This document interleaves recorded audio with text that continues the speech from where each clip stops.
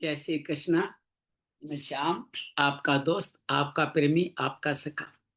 हमारे इस दैनिक साधक संजीवनी स्वाध्याय के 164वें एपिसोड में आपका अभिनंदन करता हूँ, स्वागत करता हूँ। अभी तक हम लोग गीता के 12 अध्याय संपूर्ण कर चुके हैं। 13 अध्याय क्षेत्र क्षेत्र योग में ये शरीर क्षेत्र है, इसको जानने वाले श्री हरि क्षेत्रज्ञ हैं। यही ज्ञान है, यही ज्ञान सभी वेदों में ब्रह्म सूत्र आदि में कहा गया है। ये शरीर 24 तत्वों से बना हुआ स्थूल शरीर और साथ में 7 विकार भी है, जिसको हमने देखा इच्छा, द्वेष, सुख, दुख, शरीर, चेतना और धारणा के बारे। और इन सभी विकारों से पार ध्यान के 20 साधन जो अभी तक हम देख पा रहे हैं, उन ध्यान के 20 साधनों में अमानित्वम, अदम्भित्वम, अहिंसा, क्षमा, आर्जवम, साथ में गुरु सेवा, स्थिरता, मन और बुद्धि की निग्रह के साथ में। और कल हमने इसके बारे में आगे बढ़कर के जाना वैराग्य, अनहंकार, जन्म मृत्यु, जरा व्याधि, दुख दोषानुदर्शनम, इस तरह के 20 साधनों, उनके उपाय भी जाने। आइए आज की यात्रा आगे से प्रारंभ करते हैं। उससे पहले मन कर्म वचन को ईश्वर चरणों में लगाते हुए, नासिका के द्वारों पे ध्यान लगाते हुए, प्राण अपान को सम करके अर्धन मुलित आंखों से श्वास भरते हुए मूलाधार चक्र से भगवत चरणों में लीन होते हैं। नमो भगवते वासुदेवाय, नमो भगवते वासुदेवाय, नमो भगवते वासुदेवाय, नमो भगवते वासुदेवाय, नमो भगवते वासुदेवाय, नमो भगवते वासुदेवाय, नमो भगवते वासुदेवाय, नमो भगवते वासुदेवाय। वसुदेव सुतं देवं कंस चाणूरमर्दनम, देवकी परमानंदम कृष्ण वंदे जगद्गुरुम, श्री कृष्ण वंदे जगद्गुरुम। या देवी सर्वभूतेषु श्रीमद्भगवत गीता रूपेण संस्थिता, नमस्तस्यै नमस्तस्यै नमस्तस्यै नमो नमः। या देवी सर्वभूतेषु साधक संजीवनी रूपेण संस्थिता, नमस्तस्यै नमस्तस्यै नमस्तस्यै नमो नमः। गुरुर्ब्रह्मा गुरुर्विष्णु गुरुर्देवो महेश्वरा, गुरु साक्षात् परम ब्रह्म तस्मै श्री गुरुवे नमः। गजाननं भूतगणाधिसेवितं कपितजम्बूफलचारुभक्षणम् उमासुतं शोकविनाशकारकं नमामि विघ्नेश्वराय पादपङ्कजं, नमामि विघ्नेश्वराय पादपङ्कजं। त्वमेव माता च पिता त्वमेव, त्वमेव बन्धु च सखा त्वमेव, त्वमेव विद्या द्रविणं त्वमेव, त्वमेव सर्वं मम देव देव, त्वमेव सर्वं मम देव देव। शांति शांति शांति। आइए आज के कथा क्रम को लें, उससे पहले अभी तक की कथा का एक पुनरावलोकन कर लेते हैं। अर्जुन विषाद योग। अर्जुन अब कौटुंबिक मोह के कारण स्वधर्म से विचलित होता है, यही अर्जुन का विषाद है। द्वितीय अध्याय में सांख्य योग में अर्जुन भगवान से शिष्य बनकर के दो साधन पूछता है। भगवान कर्म योग, सांख्य योग, दो साधन बताते हुए युद्ध करने की प्रेरणा देते हैं। तीसरे अध्याय में कर्म योग में अर्जुन कर्म और ज्ञान योग में श्रेष्ठ मार्ग जानना चाहता है। भगवान कहते हैं कर्म कारण करे बिना कोई मुक्ति नहीं, यज्ञ कर्म सेवा कर्म करने के लिए जन्म हुआ है, यही करो, ये करने से ही तुम्हारी मुक्ति होगी। मैं जनक आदि सभी यही करते रहे हैं। भगवान अब कहते हैं सबका आप मार्गदर्शन करो, अपने भी 7 पदी संदेश देते हैं और कह स्वधर्म में जीना मरना भी कल्याणकारी है, पर धर्म में जीना भी भयावह है। अर्जुन पूछता है ऐसा क्यों?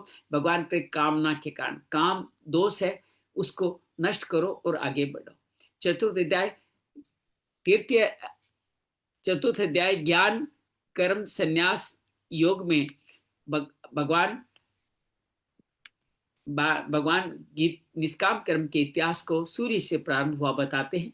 और अर्जुन के पूछने पे कहते हैं कि मैं अपनी प्रकृति को अधीन करके जब जब धर्म की हानि होती है, अधर्म बढ़ता है, तब तक मैं प्रकट होता हूँ। मेरे जन्म कर्म दिव्य जो जान लेता है वो मेरा भक्त बन जाता है। जो नहीं जानते वो कर्म की सिद्धि के लिए अन्य मार्ग में पुनरावर्ती को बार बार लौटते रहते हैं।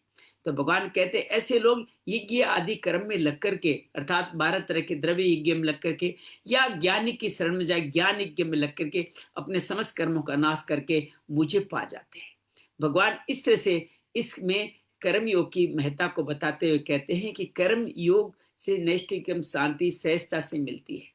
कर्म योग करने से जीवन में कल्याण आसानी से हमारे जीवन में आने वाला है, आ जाता है। ऐसा भगवान बार बार इन यज्ञों के माध्यम से कहता है।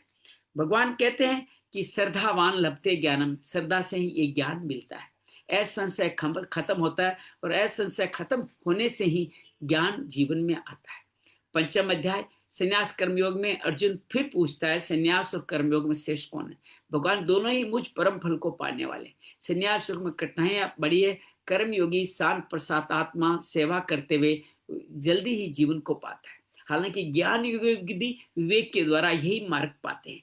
भगवान कहते हैं 9 द्वारे देही में कर्मयोगी कर्म फल में निर्लिप्त होता हुआ नैष्ठिकम शांति को पाता है, आत्यंतिक सात्विक सुख पा लेता है। भगवान कहते हैं अपने ज्ञान का नाश कर उसकी बुद्धि मेरे प्रायण हो जाती है और वह पुनरावृत्ति को प्राप्त होता है। वो विद्या विनय संपन्न ब्राह्मण चंडाल में भी समदर्शी हो जाता है, उसको कोई प्राप्य अप्राप्य नहीं होता। सेवा करते हुए अत्यंतिक सुख पाता है और बाकी सब लोग दुख में भी भजन करते रहते हैं। ये जो व्यक्ति सेवा करते सुख पाता है अपने संस्कारों काट कर मुझको पा लेता है, काम क्रोध से अयुक्त होकर के मुझको जान जाता है और मेरा ही ध्यान करता है और ध्यान करके भक्त बन जाता है। छठे अध्याय अक्सर आत्म संयोग में भगवान कहते हैं जो कर्म फलों के साथ जुड़ा हुआ नहीं है, जिसका सेवा करना एकमात्र लक्ष्य है, वो नैष्ठिकम शांति को पाता है, आत्मा का उद्धार करता है। बाकी सब लोग आत्मा का अनुद्धार करता है। वो आत्मा को जीत के जितात्मा ने प्रशांत से परमात्मा को समाहित रखते हुए सुख दुख हानि लाभ अनुकूल प्रतिकूल परिस्थिति लोहा सोना मित्र वेरी उदासीन मध्यस्थ द्वेष बंधुसी पापाचारी साधु में भी समदर्शी होता है। भगवान कहते हैं वो पवित्र प्रदेश में बैठकर यम नियम का पालन करते हुए नासिका के द्वारों पर ध्यान रखते हुए और वो अपने वर्तमान में रहते हुए मेरा चिंतन करता है, मेरा ध्यान करता है।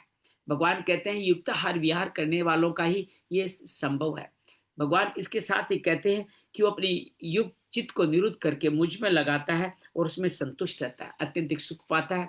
लाभ अत्यधिक लाभ हानि विचलित नहीं करते, एंड चेतसा को प्राप्त हो जाता है।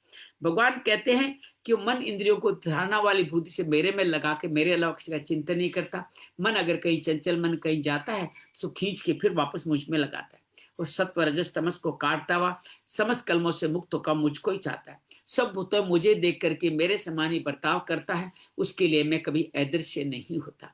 भगवान कहते हैं दूसरों सुख में सुखी दुख में दुखी होकर के उनके निवारण का प्रकाश पर करता है। अर्जुन पूछता है मेरा मन चंचल है, ऐसा कैसे होगा। भगवान अभ्यास वैराग्य बताते हैं और अर्जुन के कहने पे कहते हैं कि अंत से विचलित भी हो गया तो विनाश दुर्गति नहीं होगी, सिरमानो घर में जन्म लेकर के मुक्ति को प्राप्त होगा। जो अंतिम समय यात्रा करते करते अधूरी रह गई वो भी योगियों कुल में जन्म करे अनेक जन्मों की संसिद्धि को पार करता मुझको पाएगा। सकाम तपस्वी सकाम ज्ञानी और स्वर्ग आदि के लिए कर्म करने वाले सकाम कामी से योगी श्रेष्ठ है, मेरे भक्त बन गए स्वस्थ योगी बन जाओ। 7वां अध्याय ज्ञान विज्ञान। भगवान कहते हैं ज्ञान अर्थात सब कुछ परमात्मा है, विज्ञान परमात्मा का कुछ नहीं है। ये अनुपम ज्ञान तुम्हें कहूंगा, इसके बाद तुम्हें मुक्ति में कोई संशय नहीं रह जाएगा। अनेकों अनेकों सिद्ध पुरुषों में कोई एक व्यक्ति ही मुझको पाता है, बाकी अपरा प्रकृति में ही फंसे रहते, मुझ परा को जान ही नहीं पाते। जो मैं सब 5 तत्वों में मैं हूँ, मन बुद्धि अहंकार में, ओम में हूँ, वेद में हूँ, तेज में हूँ, बल में हूँ, तप में हूँ, काम में हूँ, लेकिन मुझको जानते ही नहीं, क्योंकि मेरी सत्व रजस तमस की इस योग माया से वो उनका ज्ञान अपहृत कर लिया गया। तो कौन भजता है आपको? ज्ञानी अर्थार्थी सुखी अर्थात अर्थार्थी आर्थ और जिज्ञासु बसता है। चारों ही बड़े भक्त उदार हैं, लेकिन मेरे लिए जो सबसे महत्वपूर्ण है वो है ज्ञानी प्रेमी, जो मेरे से अभिन्न नहीं है, मेरे साथ है, वही सर्वश्रेष्ठ ज्ञानी बताते। भगवान के बाकी सब लोगों की कामना के कारण वो देवताओं को भजते हैं, नियम पूर्वक भजते हैं। मैं उनकी श्रद्धा स्थापित कर उचित फल भी देता हूँ, लेकिन फल नाशवान है। जो मुझको भजते हैं वो मुझको पाते हैं। मुझ अवयव को जानने वाले इस यात्रा को जल्दी पहुंच जाते हैं, उनके लिए, बाकी जो नहीं जानते उनके जीवन में प्रकाश नहीं आता। वर्तमान भूत भविष्य मैं सबको जानता हूँ, मुझे केवल मेरे भक्त जानते हैं। और इस तरह से जो इच्छा द्वेष द्वंद्व मोह से मुक्त होकर मुझको नहीं जान पाते, इच्छा द्वेष द्वंद्व मोह कांड, वो अपुनरावर्ती को नहीं पाते। कैसे पाए आपको? पाप पुण्य का अतिक्रमण, फलों का अतिक्रमण करे, द्वंद्व मोह से मुक्त हो जाए, दृढ़ता से जरा मरण मोक्षाय, बुजुर्ग और मृत्यु से भय से मुक्त होते हुए मुझ अधियज्ञ अधि भौतिक आदि देवी को जानते हुए, अखिल ब्रह्म अखिल अध्यात्म अखिल कर्म को जानते हुए अंश में मेरा भजन करे, मुक्ति मिलने ही वाली है। नवम अध्याय राज विद्या राजगुरु में भगवान ज्ञान विज्ञान का विस्तार करते हुए कहते हैं कि ये प्रत्यक्ष सुख में, धर्म में, विद्याओं का विद्या गोपनीय ज्ञान में तुम्हें कहूंगा, जिसको पाकर तुम मुक्त हो जाएगा। जो ये नहीं करेगा, धर्म के इस मार्ग पर नहीं चलेगा, वो मृत्यु संसार में डोलता ही रहेगा। भगवान इस कहते हैं सारे संसार मुझसे, मैं संसार में नहीं, समस्त प्राणी प्राणियों में मैं हूं, लेकिन समस्त प्राणी मुझ में नहीं। भगवान कहते हैं आकाश में जैसे वायु है, वैसे समस्त प्राणी मुझ आकाश में विद्यमान है। भगवान कहते हैं मेरा ही भजन करे, मेरे इस माते में चालते रहे। जो इस तरह से मुझे अधिभूत को जान जाते हैं, जो अधियज्ञ को जान जाते हैं, इसमें मेरा स्मरण करते हैं, मुझको पाते हैं। भगवान कहते हैं कि जो अन्य का स्मरण करते हैं उसको पाएंगे। तो क्या करें? मन और बुद्धि अर्पित करके मेरा भजन करें, मुझको जान जाए। सगुण निराकार के बारे में कहते हैं कि मैं ही आदि हूँ, मैं ही अनाथ सर्वज्ञ हूँ, मैं सबका पालन पोषण करने वाला, सूक्ष्म से सूक्ष्म, और मैं ही सब का धातारम, अणु सबसे सूक्ष्म, सब पे शासन करने वाला, और मैं ही तमस से परे प्रकाशवान ज्ञान हूँ। मेरे को योग विद्या के माध्यम से अपनी भ्रुकुटी में लगा करके मेरा यात्रा को निकल सकते हैं। निर्गुण निराकार समस्त आश्रम के गुण धर्म पालन करने के बाद में 9 द्वारे देहरी को रोक कर मन को निरुद्ध करके प्राणों को भ्रुकुटी में स्थापित करें, मन से ओम का मानसिक उच्चारण करते हुए मेरे को पा जाते हैं। लेकिन जो सगुण साकार लोग होते हैं, वो सगुण साकार लोग अनन्य भाव से नित्य नित्य मेरा चिंतन करते हैं, मैं उनके लिए सुलभ हूँ। तो भगवान इस सुलभता को अपने बताते हैं कि वो महात्मा होते हैं, वो दुखालय एहसास से मुक्ति पाते हैं जो मेरा भजन करते हैं। हालांकि ब्रह्मा तक सभी लोग पुनरावर्ती हैं, ब्रह्म लोक में शुक्ल पक्ष में उत्तरायण में जाने वाले मुझको पाते हैं, बाकी सभी लोग अपुनरावर्ती को नहीं पाते। इन दोनों वृत्तियों को जानने वाला कभी मोहित नहीं होता और जन्म मृत्यु के इस दुख से मुक्ति पाता है। कब? जब वो वेद यज्ञ तप के माध्यम से जो भी फल कमाता है वो मुझको समर्पित कर देता है, परम गति को पाता है। भगवान 9 अध्याय राज विद्या राजविद्या को हम दोबारा पढ़ रहे हैं क्योंकि शायद मुझे लगा क्रम में छूट गया है। तो भगवान कहते हैं इसके माध्यम से मैं पूरी प्रकृति की संरचना करता हूँ, प्रकृति को अपनी अध्यक्षता में मैं संरचना करता हूँ, मैं उदासीन रहता हूँ, मैं इसमें लिप्त नहीं होता। जो मेरे को इस तरह से नहीं जानते, मेरी अवज्ञा करते हैं, वो मोग आशा, मोग कर रमाना, मोग ज्ञान के आधार पर अविवेक से राक्षसी आसुरी मोहिनी वृत्ति को प्राप्त होते हैं। महात्मा देवी संपदा के कारण मेरा कीर्तन यत्न पूर्वक दृढ़व्रती नमस्कार पूजन करते हैं, वो मुझको पाते हैं। कई ज्ञान यज्ञ से तो कई कर्म यज्ञ से मुझे पाते हैं, क्योंकि मैं ही सबका कर्ता धाता पिता, पिता में अनादि प्रभव प्रलय में ही हूँ। मैं ही सूर्य की भांति तप करके अन्न जल को पकाता हूँ। मैं अमृत हूँ, वर्षा हूँ, मैं सत्य हूँ, मैं असत हूँ। लेकिन लोग वेदों में कहे हुए बहुत सारे लोग स्वर्ग के पुण्य कमाने के लिए पुण्य कमाते हैं, इस लंबे समय तक रहते भी हैं, पुण्य क्षीण होने पे वापस लौट जाते हैं। ये एक तरह से चार्जिंग है, आप जितना चार्ज किया उतना नृत्य देखो, उतना आनंद लो। जब चार्ज खत्म हो गया वापस पुनरावृत्ति अर्थात मृत्यु लोक को आ जाओ। भगवान कहते जो निश्चय पूर्वक मेरा ही भजन करते हैं उनका योग क्षम वहां मैं देखता हूँ। देवताओं को जो भजते हैं वो मेरा ही भजन करते हैं, लेकिन अविधि पूर्वक करते हैं, क्योंकि सब यज्ञों का भोक्ता प्रभु मैं ही हूँ। जो ऐसा नहीं मानते उनका पतन होता है। देवता भजन वाले देवलोक पितृलोक करते हैं।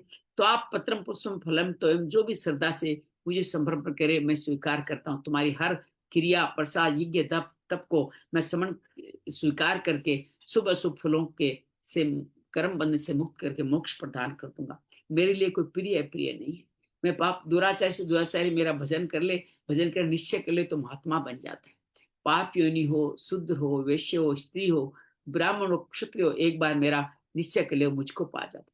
तुम भी मेरा भजन करो, मेरे लिए प्राण होकर कार्य करो, मुझे नमस्कार करो, मैं तुम्हें मुक्ति प्रदान कर दूंगा। 10 अध्याय भगवान भगवान को अर्जुन को हित की कामना से अपने प्रिय वचन फिर बताते हैं कि मेरे इस महत्व को, मेरी विभूतियों को देव ऋषि और महर्षि भी नहीं जानते।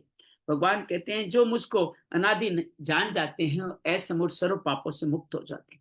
20 विभूतियों के बारे में बताते हैं, बुद्धि, ज्ञान, असमो, क्षमा, सत्य, दान, तप, अहिंसा, तुष्टि, यश, अयस, भव, अभय, प्रभव, प्रलय, भय, अभय से मुक्त हो जाते को जान जाते हैं। मेरे 4 सनकादि, 7 महर्षि, 12 मनुओं की सारी प्रजा है।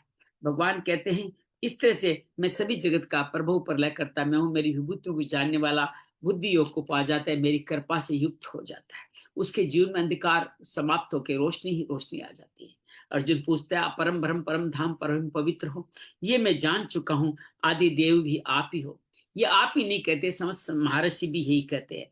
और आपके इस महत्व को देवता दानव भी नहीं जान पाते। स्वयं आप ही पुरुषोत्तम, भूत बाहुन भूतेश जगत पते भूतेश देव देव आप ही जानते हो। आप अपनी विभूतियों को जिनसे पूरा संसार आपने धारण कर रखा है, आप ही कह सकते हो। मैं आपकी विभूतियों को किस तरह से चिंतन करूं, मैं इनके बारे में विस्तार से जानना चाहता हूँ। भगवान कहते हैं कि इन विभूतियों को बहुत अनंत है, मैं तुम्हें संक्षेप में ही कह सकता हूँ क्योंकि आद्य मध्य अंत भी इनका नहीं है। मैं समस्त प्राणियों की मैं चेतना भी मैं हूँ। मैं 12 आदित्यों में विष्णु में हूँ, सब प्रकाशवान वसों में मैं सूर्य में हूँ, समस्त मरीचों में तेज में हूँ और नक्षत्रों में चंद्रमा में हूँ, समस्त वेदों में साम वेद में हूँ, देवताओं में मैं इंद्र में हूँ, इंद्रियों में मन में हूँ, सब प्राणियों की चेतना भी मैं ही हूँ। रुद्रों में शंकर में हूँ, यक्ष राक्षसों में कुबेर में हूँ, सब वसों में पावक में हूँ, समस्त स्थिर रहने वालों में या समस्त मेरुओं में मेरु में हूँ। मैं पुरोहितों में बृहस्पति हूँ, विनाश सेनापतियों में मैं कार्तिकेय हूँ और जलाशयों में समुद्र हूँ। मैं महर्षियों में भृगु हूँ, ओंकार में हूँ, जप यज्ञ में हूँ और मैं ही हिमालय हूँ। भगवान कहते हैं पीपल में हूँ, नारद में हूँ, चित्ररथ में हूँ, कपिल में हूँ, मैं ही समुद्र मंथन का वासुकी नाम डोरी, कामधेनु, उच्चा सर्वा और एरावत भी मैं ही हूँ। मैं ही समस्त राजाओं का राजा हूँ। मैं आयुधों में वज्र हूँ, कामनाओं में मैं कामदेव हूँ। मैं अनंत नाग हूँ, मैं वरुण हूँ। मैं पितरों में अर्यमा हूँ, शासन करने वाला में यमराज भी मैं हूँ। दैत्यों में प्रहलाद में हूँ, गणना करने वाले में काल में हूँ। पशुओं में सिंह में हूँ, पक्षियों में मैं गरुड़ में हूँ, सबकी जीवन शक्ति वाली प्राण शक्ति में हूँ, समस्त शस्त्रधारियों में राम में हूँ। मैं समस्त जल जंतुओं में मकर में हूँ, जलाशय में गंगा भी मैं हूँ, सबका आदि मध्य अंत में हूँ, अध्यात्मवाद विद्या भी मैं हूँ, अक्षरों में आकार में हूँ, द्वंद्वों में समास में हूँ और मैं ही सबका काल और सबका पालन पोषण करने वाला हूँ। सबका हरण करने वाली मृत्यु, उनका प्रभव, माताओं पाई जाने वाली श्री, कीर्ति, वाक, धरती, क्षमा, स्मृति, मेधा भी मैं ही हूँ। भगवान कहते हैं वर्ष शाम गाया जाने वर्षराम, छंदों में गायत्री, महीनों में मार्गशीर्ष और ऋतुओं में कुछ बसंत ऋतु में हूँ। छल करने वालों में जुआ, तेजस्विनियों का तेज, जय पाने वालों की जय और सात्विकों का सत्व में हूँ। मैं वृषिणवंशियों में वासुदेव हूँ, पांडवों में धनंजय हूँ, मुनियों में व्यास हूँ और सर्वज्ञों में शुक्राचार्य में हूँ। दंड नीति में हूँ, जीत नीति में हूँ, गोपनीय भावों का मैं मौन में हूँ, ज्ञानवानों का ज्ञान में हूँ, सर्वभूतों का बीज अचर अचर में हूँ। समस्त सृष्टि की जब विलक्षण प्रतिभान ऊर्जा बलवान वस्तुएं सब कुछ मेरे से ही व्याप्त है, मेरे एक अंश से व्याप्त है। वो समस्त ब्रह्मांड मेरे एक अंश से व्याप्त, इससे ज्यादा मैं क्या कहूँ। एकादश अध्याय में भगवान अर्जुन कहता है मेरे पे अनुग्रह करके आपने जो वचन किए मेरा मोह इनके कारण नष्ट हो गया। हे कमल नयन, संपूर्ण प्राणी उत्पत्ति विनाश का जो मातम सुनाया है वो मातम मैंने सुना है। और अर्जुन कहते हैं कि इस मातम को सुन करके मेरे मन में आपको देखने की इच्छा जागृत हुई है। अगर आप उचित समझते हैं, मेरे को सामर्थ्यवान समझते हैं, तो अपनी समस्त स्वरूप को मुझे दिखा दीजिए।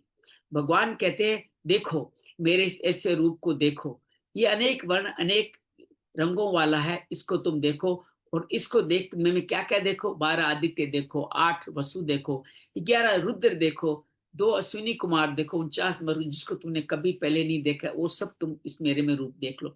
मेरे इस एक शरीर में चर अचर से इस संपूर्ण जगत को भी देख ले, इसके अलावा भी कुछ देखना चाहता है वो देख ले। अर्जुन को फिर देखता है, कुछ देख नहीं पा रहा है, तो भगवान कहते हैं चरम चक्षु से नहीं देख पाएगा, मैं तुम्हें दिव्य चक्षु प्रदान करता। दिव्य चक्षु प्रदान, संजय भी ये देखते हुए कहता है महान योगेश्वर ने अर्जुन को अपना विराट रूप दिखाया। क्या दिखाया? अनेक मुख है, अनेक नेत्र है, अनेक अद्भुत दर्शनम, साथ ही अनेक आभूषण है, अनेक आयुध है, अलौकिक वस्त्र हैं, दिव्य मालाएं हैं, और सुगंधित कस्तूरी चंदन का आपने लेप किया हुआ है। हजारों सूर्य के बराबर से भी अधिक आपका दिव्य प्रकाश है। इस तरह अर्जुन ने एक जगत, एक शरीर में विभक्त पूरे जगत को देखा और उसको देख करके रोमांचित हो गया। कृतांजलि स्तुति करते हुए भगवान को ये कहता है कि हे भगवान, आप, अर्जुन ये कहता है कि आप इस जगत के सबके मालिक हो। आपके अंदर में कमलासन पे बैठे ब्रह्मा विष्णु महेश संपूर्ण प्राणी समुदाय और विश्व समस्त सर्पों और महर्षियों को देख रहा हूँ। फिर बताता है आपके अनेक हाथ पेटों नेत्रों वाले, अनेक रूपों वाले, इसको जिसका आदि मध्य अंत मैं नहीं जान पा रहा हूँ, उसको देख पा रहा हूँ। आप शंख चक्र गदा पद्म किरीटधारी हैं। आपकी तेज राशि प्रकाश वाले देदीप्यमान अग्नि सूर्य के समान कांति वाले को नेत्रों से नहीं देख पा रहा हूँ। अप्रमेय अप्रमित, आपका कोई और छोर ही नहीं है। आप परम अक्षर अक्षर ब्रह्म संपूर्ण विश्व के आश्रय, सनातन धर्म के रक्षक, अविनाशी पुरुष पुरुष, मैं आपकी स्तुति करता हूँ। आपको आदि मध्य अंत से रहित है, अनंत प्रभावशाली है, अनंत भुजाओं वाले, चंद्र सूर्य की दो नेत्रों वाले, अग्नि रूप मुखों वाले, अपने तेज संपूर्ण संसार को तपाते हुए देख रहा हूँ। आपके स्वर्ग पृथ्वी के मध्य में समस्त दिशाओं में फैले हुए इस उग्र रूप को देखकर तीनों लोग व्यथित हो रहे हैं।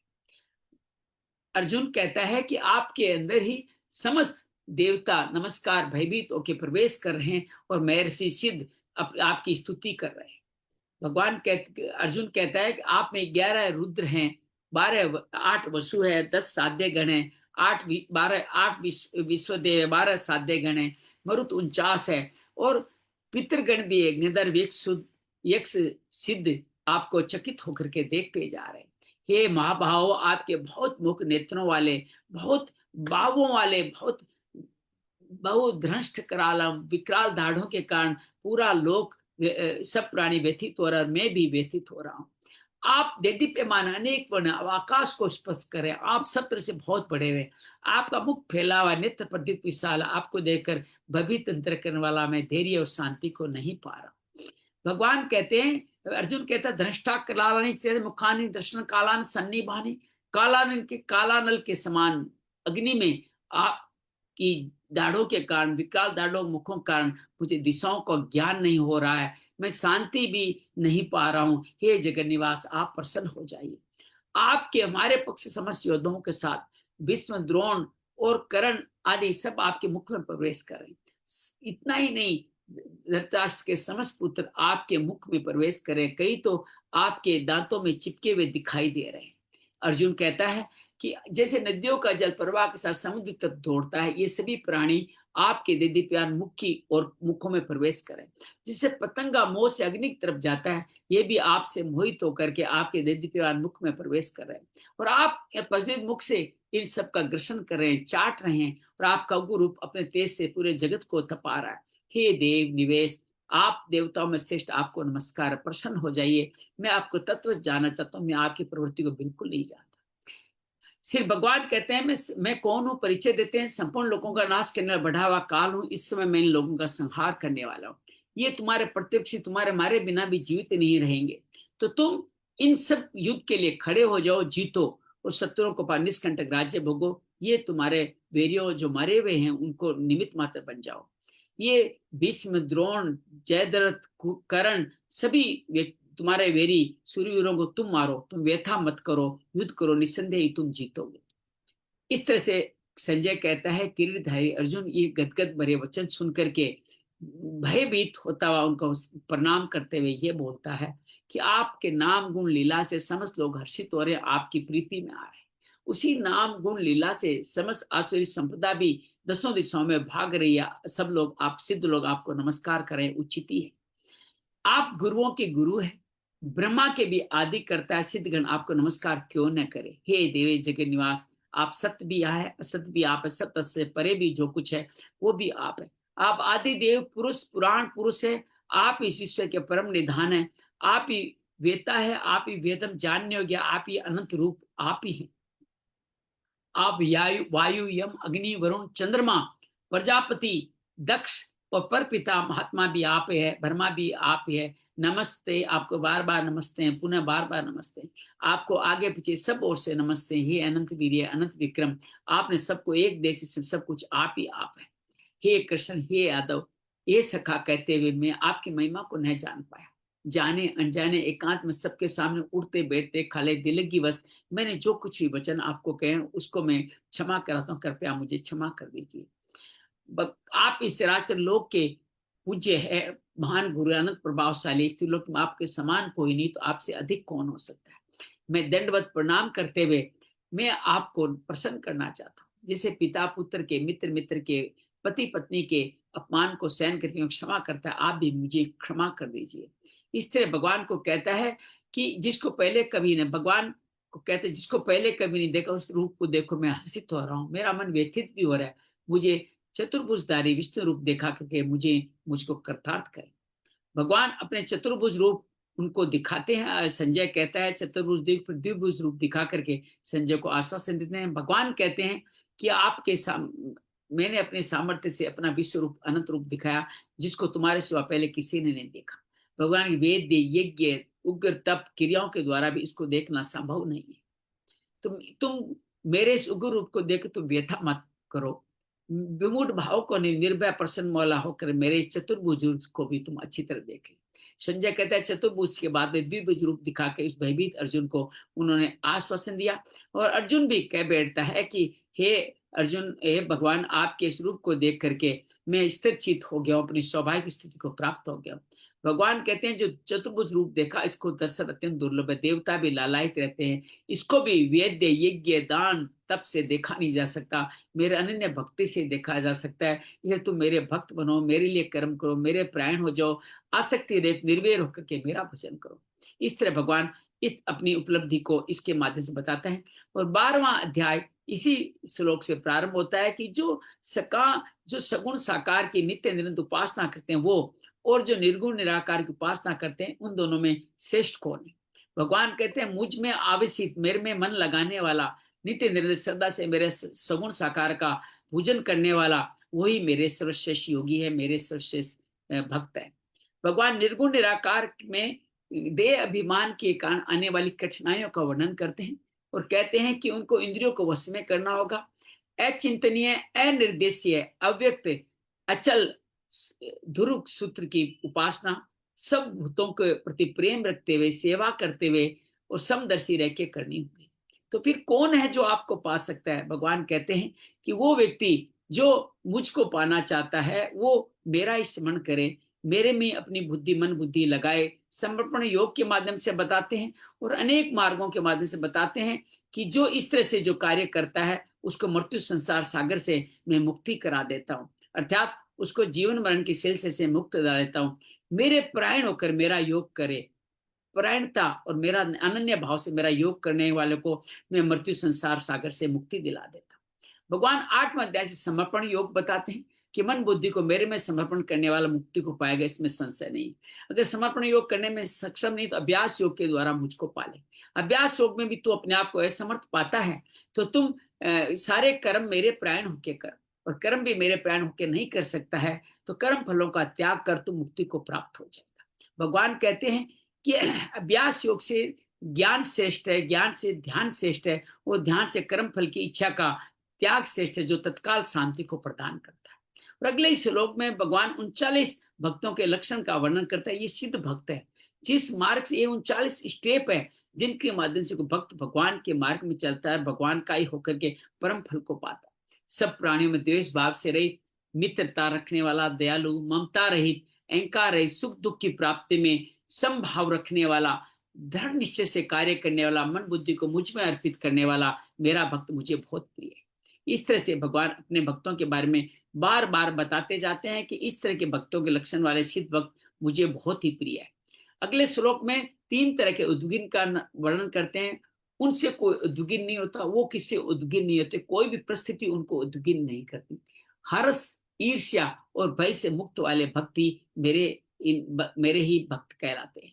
ये भक्तों की पहचान बता रहे हैं। अनपेक्ष सुचिर दक्ष उदासीनो गत व्यथ है, अर्थात जो साक्षी भाव से अंदर बाहर से पवित्र चतुर मेरे को पाने की चतुराई करते हैं, सभी कर्मों को व्यथा से सभी कर्मों का नए कर्मों का सर्वथा त्याग करते हैं, वो ही भक्त मुझे प्रिय है। अपने भक्त जो प्रिय है उनका भगवान बार बार चीख कर करते हैं। जो किससे द्वेष भाव नहीं रहता, हर्षित नहीं रहता, जो शोक नहीं करता, जो कामना नहीं करता, शुभ अशुभ का त्याग करने वाला भक्त मुझे बहुत प्रिय है। भगवान आगे कहते हैं शत्रु मित्र में जिसका संभाव, मान अपमान में संभाव, शरीर की अनुकूलता प्रतिकूलता में संभाव, मन बुद्धि की अनुकूलता प्रतिकूलता संभाव, जो आसक्ति रही तो तुल्य निंदा को एक समान समझने वाला, मौनी मननशील, किसी प्रकार से शरीर का निर्वाह करने वाला, शरीर और मकान में मोह नहीं रखने वाला, स्थिर बुद्धि वाला भक्ति मुझे बहुत भक्तिमान मुझे बहुत प्रिय है। इसलिए भगवान बार बार अपने भक्तों का जिक्र करते हैं, अपने भक्तों का जिक्र करते हुए उनका बार बार प्रार्थना करते हुए 20वें श्लोक में अर्जुन को प्रार्थना कर रहे, अर्जुन को कहते हैं कि ये सिद्ध भक्त में से ये धर्म में है, अमृतमय वचन है, इसमें से किसी भी एक मार्ग का तुम भली भांति सेवन कर लो, वो तुम मुझे प्रिय हो जाओगे, मेरे प्रिय पा जाओगे। यहाँ 12वां अध्याय खत्म होता है। कल हमने 8 श्लोक कर लिए थे, तो मैं निवेदन करूंगा पहले सलाह से आप 12वां अध्याय को संपूर्ण करें, 19वां और 20वां श्लोक पढ़े। फिर अंजलि से निवेदन करूंगा कि पहले 5 श्लोक आप पढ़े, 3 श्लोक आभा या गुरुदीप जी पढ़े, तो सलाह 12वां अध्याय को संपूर्ण करें। तुल्य निंदा स्तुतिर्मौनी संतुष्टो येन केनचित् अनिकेतस्थिरमतिर्भक्तिमान् मे प्रियो नरः हेतु धर्म्यामृतमिदं योक्तं पर्युपासते श्रद्धानामत परमा भक्तास्तेति मे प्रियाः। ओम तत्सदिति श्रीमद्भगवद्गीतासु उपनिषत्सु ब्रह्म विद्यायां योगशास्त्रे श्रीकृष्णार्जुन संवादे भक्ति योगो नाम द्वादशोऽध्यायः। ओम श्री कृष्णार्पणमस्तु। हरे नमः हरे नमः। एक बात अभी सलाह पढ़ रही तो मन में एक भाव आया, आपके साथ शेयर करना चाहता हूं कि ये गीता का एक एक शब्द एक अनमोल मोती है, एक एक शब्द से मुक्ति संभव है। तो ऐसा तो गीता पढ़ के सबको मुक्ति पा लेंगे। भगवान ने इसके अंदर एक ट्रिक क्या डाल दी, क्या आप गीता के हर शब्द को पूरा पढ़ ही नहीं पाओ। जैसे आपने उक्त कह दिया, यथोक्तम पर्युपास्ते नहीं का, तो ये आपकी गलती नहीं है, ये भगवान की माया है। वो जानते हैं सब शब्दों को, और एग्जैक्ट पढ़ लोगे तो जैसे मैंने वादा किया है, मैं तुझे मुक्ति देनी पड़ जाएगी। 18वें अध्याय में दोहराएंगे इस बात को, मैं तुम्हें मुक्ति दे दूंगा। और इसलिए भगवान हमारे मन को वात में ऐसा उलझाते हैं, मेरे साथ तो बहुत होता है, जब मैं पूरे शब्दों को सही तरह से उच्चारण नहीं कर पाता, और जब सही तरह से उच्चारण नहीं करते तो भगवान मुक्त हो जाते हैं। तो भगवान को अगर बंधन में बांधना है तो गीता के एक एक शब्द को गहराई से पूरा ध्यान देते हुए एक एक शब्द के उच्चारण को देखे, उच्चारण के अंदर छुपे हुए भावों को देखे। जैसे कल धर्म्या मृतमय कभी न बोले, ये धर्म्या अमृतमय है, तो इस ए को भी पहचाने। ऐसे क्रोध मान्यता आएगा, उसका मतलब ए क्रोध है वो, इस तरह ए को भी पहचाने। गीता में ए बहुत जगह सुप्त है, उस ए को बोलते समय आप उच्चारण में लाएं, या तो आपका संस्कृत का उच्चारण इतना शुद्ध हो कि ए भी अपने आप सबको दिख जाए और आपको भी दिख जाए। लेकिन आप क्रोध बांध दें या मृत बोल दें तो ये फिर गीता का भगवान मुक्त हो जाएंगे। भगवान को मुक्त नहीं करना है ना, मानते हो ना कि हमारे लिए आए हो तुम, ये गीता हमारे लिए लिखी है, हमें इसके माध्यम से मुक्ति प्रदान दे। मैं खुद भी प्रयास कर रहा हूं, आप भी प्रयास करें, गीता के हर शब्द को अक्सर से चाहे समय लग जाए अक्सर से बोलें। उस तो गीता के अलावा अनन्य भाव भी यही है, गीता को जब पढ़ रहे हैं तो उसके अलावा कुछ न सोचें, वो शब्द को जिए, उस शब्द का अंदर का भाव जिए तो मुक्ति हो गई। छोटे में बड़ी बात बोल गया हूं तो मुझे क्षमा कीजिएगा। अंजलि से मैं निवेदन करता हूँ जी। एक मिनट, ये हम जब धर्म्यामृत मिदम पढ़ते हैं तो ए आता है उसमें। हाँ, अभी आपने बोला, आप आज आपका नहीं बोलो, कल मैंने सुना उससे मृत था, आज नहीं, यथोक्तम क्या, आज यथोक्तम में प्रॉब्लम थी, यथोक्तम पूरा नहीं बोल पाया। आप वीडियो अच्छा दोबारा खोल के देख लीजिए, उक्तम बोल दिया, यथोक्तम नहीं बोला। हाँ नहीं, आप बोलो ना ए नहीं आता है, ए आता है मगर वो अंदर ही अंदर रहता साइलेंट है। है, हमें बोलने में ए लाना हाँ, होगा। जब आप सही कह रहे हैं, जब आप संस्कृत में सही तरह से बोलते हैं तो ए अपने आप आ जाता है। आ जाता उसकी है। राग में ए यूज हो जाता है। लेकिन कभी हाँ आप मृत में बोल जाएंगे तो शब्द का सार ही बदल जाएगा। इस हाँ बात हाँ को हाँ थोड़ा समझें। हाँ तो हाँ हाँ, भगवान को ये दुख सही नहीं बात होने है। देना। निश्चय क्या है, भगवान ने हाँ जो सही। वादा किया है वो सब हमें वसूल करना है उनसे। ऐसे तो भगवान हाँ, मुक्त हो जाएंगे, कहे बोल नहीं रहा, चल चल इसको छोड़ो आगे चलता हूँ। अरे उनको मुक्त नहीं करना, हमें आगे बढ़ना है। तो अंजलि से निवेदन करता हूँ 13वां अध्याय का शुभारंभ करें। पहले 5 श्लोक पढ़े 13वां अध्याय का। ॐ श्री परमात्मने नमः। श्रीमद्भगवद्गीता अथ त्रयोदशोऽध्यायः। श्रीभगवानुवाच इदं शरीरं कौन्तेय क्षेत्रमित्यभिधीयते। एतद्यो वेत्ति तं प्राहुः क्षेत्रज्ञ इति तद्विदः। क्षेत्रज्ञै चापि मां विद्धि सर्वक्षेत्रेषु भारत। क्षेत्रक्षेत्रज्ञोर्ज्ञानै यत्तज्ज्ञानं मतं मम। तत्क्षेत्रं यच्च यादृक् च याद्विकारि यतश्च यत् स च यो यत्प्रभावश्च तत्समासेन मे शृणु। ऋषिभिर्बहुधा गीतैः छन्दोभिर्विविधैः पृथक् ब्रह्मसूत्रपदैश्चैव हेतुमद्भिर्विनिश्चितैः। महाभूतान्यहङ्कारो बुद्धिरव्यक्तमेव च इन्द्रियाणि दशैकञ्च पञ्चचेन्द्रियगोचराः। जय वाह श्री वाह, कृष्ण। कोई एक निशान भी नहीं लगा सकता कि यहाँ कुछ भूल हुई है। ऐसा बोलना, ऐसा सुनना, वो दिन तक अत्यंत है, दोनों का कल्याण करता है। डबल फल मिलते हैं बोलने वाले को। खुद का कल्याण करता है, दूसरों को कल्याण करने का पुण्य फल भी उसको मिलता है। इस बात को ध्यान रखिए, बड़ा आनंद आएगा। भगवान क्षेत्र क्षेत्र के अध्याय में कहते हैं कि ये जिसको तुम ये शरीर कह सकते हो वो क्षेत्र है उसको, और जो इसको जानता है ज्ञानी लोग उसको क्षेत्रज्ञ कहते हैं। और भगवान फिर अपना परिचय देते हैं कि आपके शरीर में पराप्रति अर्धज्ञ के रूप में मैं ही क्षेत्रज्ञ हूँ। संपूर्ण क्षेत्रों में मुझे ही क्षेत्रज्ञ जान, और यही ज्ञान है, इसके सिवा और कोई ज्ञान नहीं है। भगवान फिर 30वें श्लोक में ही इसी क्षेत्र और क्षेत्रज्ञ जिन विकारों वालों है उनका प्रभाव और स्वरूप बताने के बारे में बोलते हैं। मेरे से सुनो। और बाद में इसकी महत्ता बाद में बताते हैं कि सभी वेद पुराण ग्रंथ और समस्त ब्रह्म सूत्र भी इसी के बारे में वर्णन करते हैं। उसी में भी यही ज्ञान है कि क्षेत्रज्ञ भगवान है, क्षेत्र शरीर है, इसके बारे में बताते हैं। और भगवान फिर 5 श्लोक में इस क्षेत्र का परिचय देते हैं कि महाभूत अर्थात प्रकृति, उसके बाद में महतत्व है अहंकार, पंच महाभूत, उसके बाद में 10 इंद्रियां, मन और 5 इंद्रियों के विषय, ये 24 तत्वों वाला ये क्षेत्र है। आबा से निवेदन करेंगे 6, 7, 8वें श्लोक को आप हमारे लिए पढ़ें। जय श्री कृष्ण। इच्छा द्वेष सुखं दुःखं संघातश्चेतना धृतिः। एतत् क्षेत्रं समासेन सविकारमुदाहृतम्। अमानित्वमदम्भित्वम् अहिंसा क्षान्तिरार्जवम् आचार्योपासनं शौचं स्थैर्यमात्मविनिग्रहः। इन्द्रियार्थेषु वैराग्यम् अहङ्कार एव च। जन्म मृत्यु जरा व्याधि दुःखदोषानुदर्शनम्।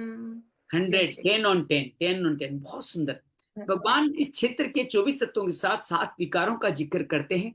इच्छा, द्वेष, सुख दुख, शरीर, चेतना और धारणा करने की बुद्धि, ये सारा क्षेत्र के विकार कहे गए। इन विकारों को या निर्गुण के क्लेशों से मुक्ति के लिए ज्ञान के 20 साधन भगवान 7वें श्लोक से कहना शुरू करते हैं। 7वें श्लोक में एक साथ 9 साधन बता देते हैं। अमानित्वम अर्थात आप में श्रेष्ठता का भाव नहीं हो, अदम्भित्वम अहंकार नहीं हो। दंभ और अहंकार में थोड़ा फर्क है। दंभ दिखावटीपन को दंभ कहते हैं, और बाद में कहते हैं अहिंसा हो, आप में क्षमाशीलता हो, आप में सरलता हो, आप में गुरु सेवा का भाव हो, अंदर बाहर से आप पवित्र हो, शरीर मन स्थिर हो, बुद्धि स्थिर भगवान में लगी हुई। 9 भाव 9 गुण यहाँ पे बताते हैं। अगले श्लोक में कल हमने पढ़े अगले 3 लेकिन बड़ी महत्वपूर्ण। वैराग्यम, शरीर से वैराग्य हो, शरीर में किसी भी रंग में आसक्ति नहीं हो, कोई विषयों में आसक्ति नहीं हो, इंद्रिय आसक्ति हो, अनहंकार अहंकार जीवन में नहीं हो। और तीसरा तो बहुत, आज मैंने 5 मिनट इसके बारे में बोला कि क्या कहा उन्होंने, जन्म और मृत्यु दोनों ही दुख देने वाले हैं। इसी तरह व्याधि और बुढ़ापा भी दुख देने वाले हैं। इनके सभी दोषों का बार बार दर्शन करें। किस लिए करें? संकल्प ले लें कि अब पुनरावृत्ति को नहीं आना है, अब पुनरावृत्ति के लिए जाना है। इसके उपाय भी बताए मैंने। रात सुबह 4:15 बजे उठ करके ये लिख करके आपको भेजा है, एक बार पढ़ जरूर लीजिएगा, आपको अच्छा लगेगा। तो इस तरह से भगवान, ये अभी तक 12 अपने ऊपर 8 उपाय और बचे हैं, कोशिश करें आज हम पढ़ पाए। तो 9वां अध्याय शुरुआत करते हैं। असक्तिर अनभिस्वं पुत्रद्वार ग्रहादिषु नित्यं च संचित्तत्वम् इष्टाम उष्टोपपत्तिषु। आसक्ति रहित होना। पुत्रदार ग्रहादिषु, पुत्र स्त्री घर आदि में। किसमें आसक्ति नहीं हो? पुत्र स्त्री घर आदि में। एकात्मकता भी नहीं हो, घनिष्ठ संबंध भी नहीं हो। और साथ में क्या? इष्टा निष्ठो उपपतस्यो, इसका मतलब है अनुकूलता प्रतिकूलता की प्राप्ति में नित्य समचित्तम, चित्त का नित्य सम रहे। तो यहाँ 4 भाव यहाँ भी आए हैं। आसक्ति, उत्पन्न वस्तु व्यक्ति घटना परिस्थिति जो प्रियता है उसको शक्ति कहते हैं। रहित होने का नाम असक्ति है। संसारिक वस्तु व्यक्ति आदि सुख लेने की इच्छा, सुख की आशा, सुख के भोग से मनुष्य में आसक्ति प्रियता होती है। मनुष्य संयोग के सिवा सुख नहीं दिखता, इसलिए उसको संयोग जन्य सुख प्रिय लगता है।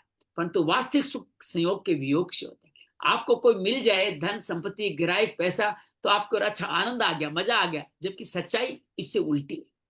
ये संयोग का वियोग हो जाए, ये संयोग होना ही बंद हो जाए, इसी को आसक्ति का त्याग कहा जाता है। इसलिए आसक्ति त्याग बहुत आवश्यक है। उपाय क्या है इसका? संयोग जन्य सुख आरंभ में तो अमृत की तरह दिखता है। भगवान इस सात्विक सुख के बारे में आगे बताने वाले हैं। उसको परिणाम में दुख भोगना पड़ता है। जितना आपने मीठा खाया, परिणाम में डायबिटीज होगी। ज्यादा भोजन जंक फूड खाया, परिणाम में मोटापा होगा। अर्थात पहले सुख मिला ना, लेकिन बाद में दुख भोगना पड़ा। ये तो संयोग जन्य सुख के परिणाम पे दृष्टि रखो, उसके कार्य नहीं, उसके परिणाम पे। आप जो भी कार्य करो, किसी को गाली निकाली आपने, बोलते समय आपको पता नहीं चला, लेकिन बाद में उसका परिणाम देखेंगे, वो आपका दुश्मन बन गया, आपके लिए कांटे बोने वाला बन गया, आपका बहुत सारा समय उससे निराकरण करने में लग रहा है। तो परिणाम पे दृष्टि रखेंगे तो आप फिर आसक्ति के भाव में नहीं फंसेंगे। अनभिस्वंग पुत्रदार ग्रहाय दिशु, पुत्र स्त्री घर जमीन पशु जो घनिष्ठ संबंध है वो गाढ़ा मोह है, तादम्य है, मानवीय एकात्मकता है, जिसका शरीर पर भी असर पड़ता है, उसका नाम क्या है? अभिस्वंग कहा गया है। पुत्र स्त्री आदि के यथायोग्य बर्ताव करें आप, लेकिन अपनापन न रख, उनकी सेवा करना अभिस्वंग नहीं है। आप उनका अपनापन न रखते उनकी सेवा करें, लेकिन निर्लिप्तता रहे, असंगता रहे, वो अमरता का अनुभव करें। मतलब आप अपने पति की, अपने पुत्र की बिना निर्लिप्त भाव से, बिना किसी फल की इच्छा के उनकी सेवा कर लें, उसमें बुराई नहीं है। लेकिन उसके मेरे पुत्र का मैंने इतना कुछ किया है, मेरा पुत्र मेरे लिए सब कुछ नहीं कर रहा है, मेरा पत्नी का मैंने इतना कुछ, वो मेरे लिए, ये भाव नहीं हो। ये निर्लिप्तता अमर का अनुभव कराने वाले। जैसे पुत्र की माता की एकात्मकता रहती है, जब पुत्र बीमार होता है तो माता का शरीर भी कमजोर हो जाता है। ऐसे पुत्र स्त्री के मर जाने पर मनुष्य कहता है मैं मर गया, धन के चले जाने पर कहता है मैं मारा गया। ऐसी एकात्मा के रहित होने के लिए यहाँ अनभिस्वंग पद आया है। उपाय क्या है? जिसके साथ अपना घनिष्ठ संबंध दिखे, उनकी सेवा करें, उनको सुख पहुंचाए, पर सुख लेने का उद्देश्य नहीं रखें। उद्देश्य तो उनसे अभिस्वंग अर्थात तादात्म्य दूर करने का ही रखें। अगर उसे सेवा लेने का उद्देश्य रखेंगे तो उससे आपका फिर लिंक जुड़ जाएगा, आस्तिक तादात्म्य हो जाएगा। उनकी प्रसन्नता के लिए कभी उनसे सेवा लेनी पड़े तो उसमें राजी नहीं हो। कोई कहता नहीं मैं तो आपकी सेवा करूंगी सासू जी, मैं तो आपके पैर दबाऊंगी, ऐसे आके कहती है तो भी उससे राजी नहीं हो। विनम्रता से, बिना अहंकार से थे उसको धीरे से कह दे नहीं मुझे जरूरत नहीं है, तो यह आपका अभिस्वंग हो जाएगा।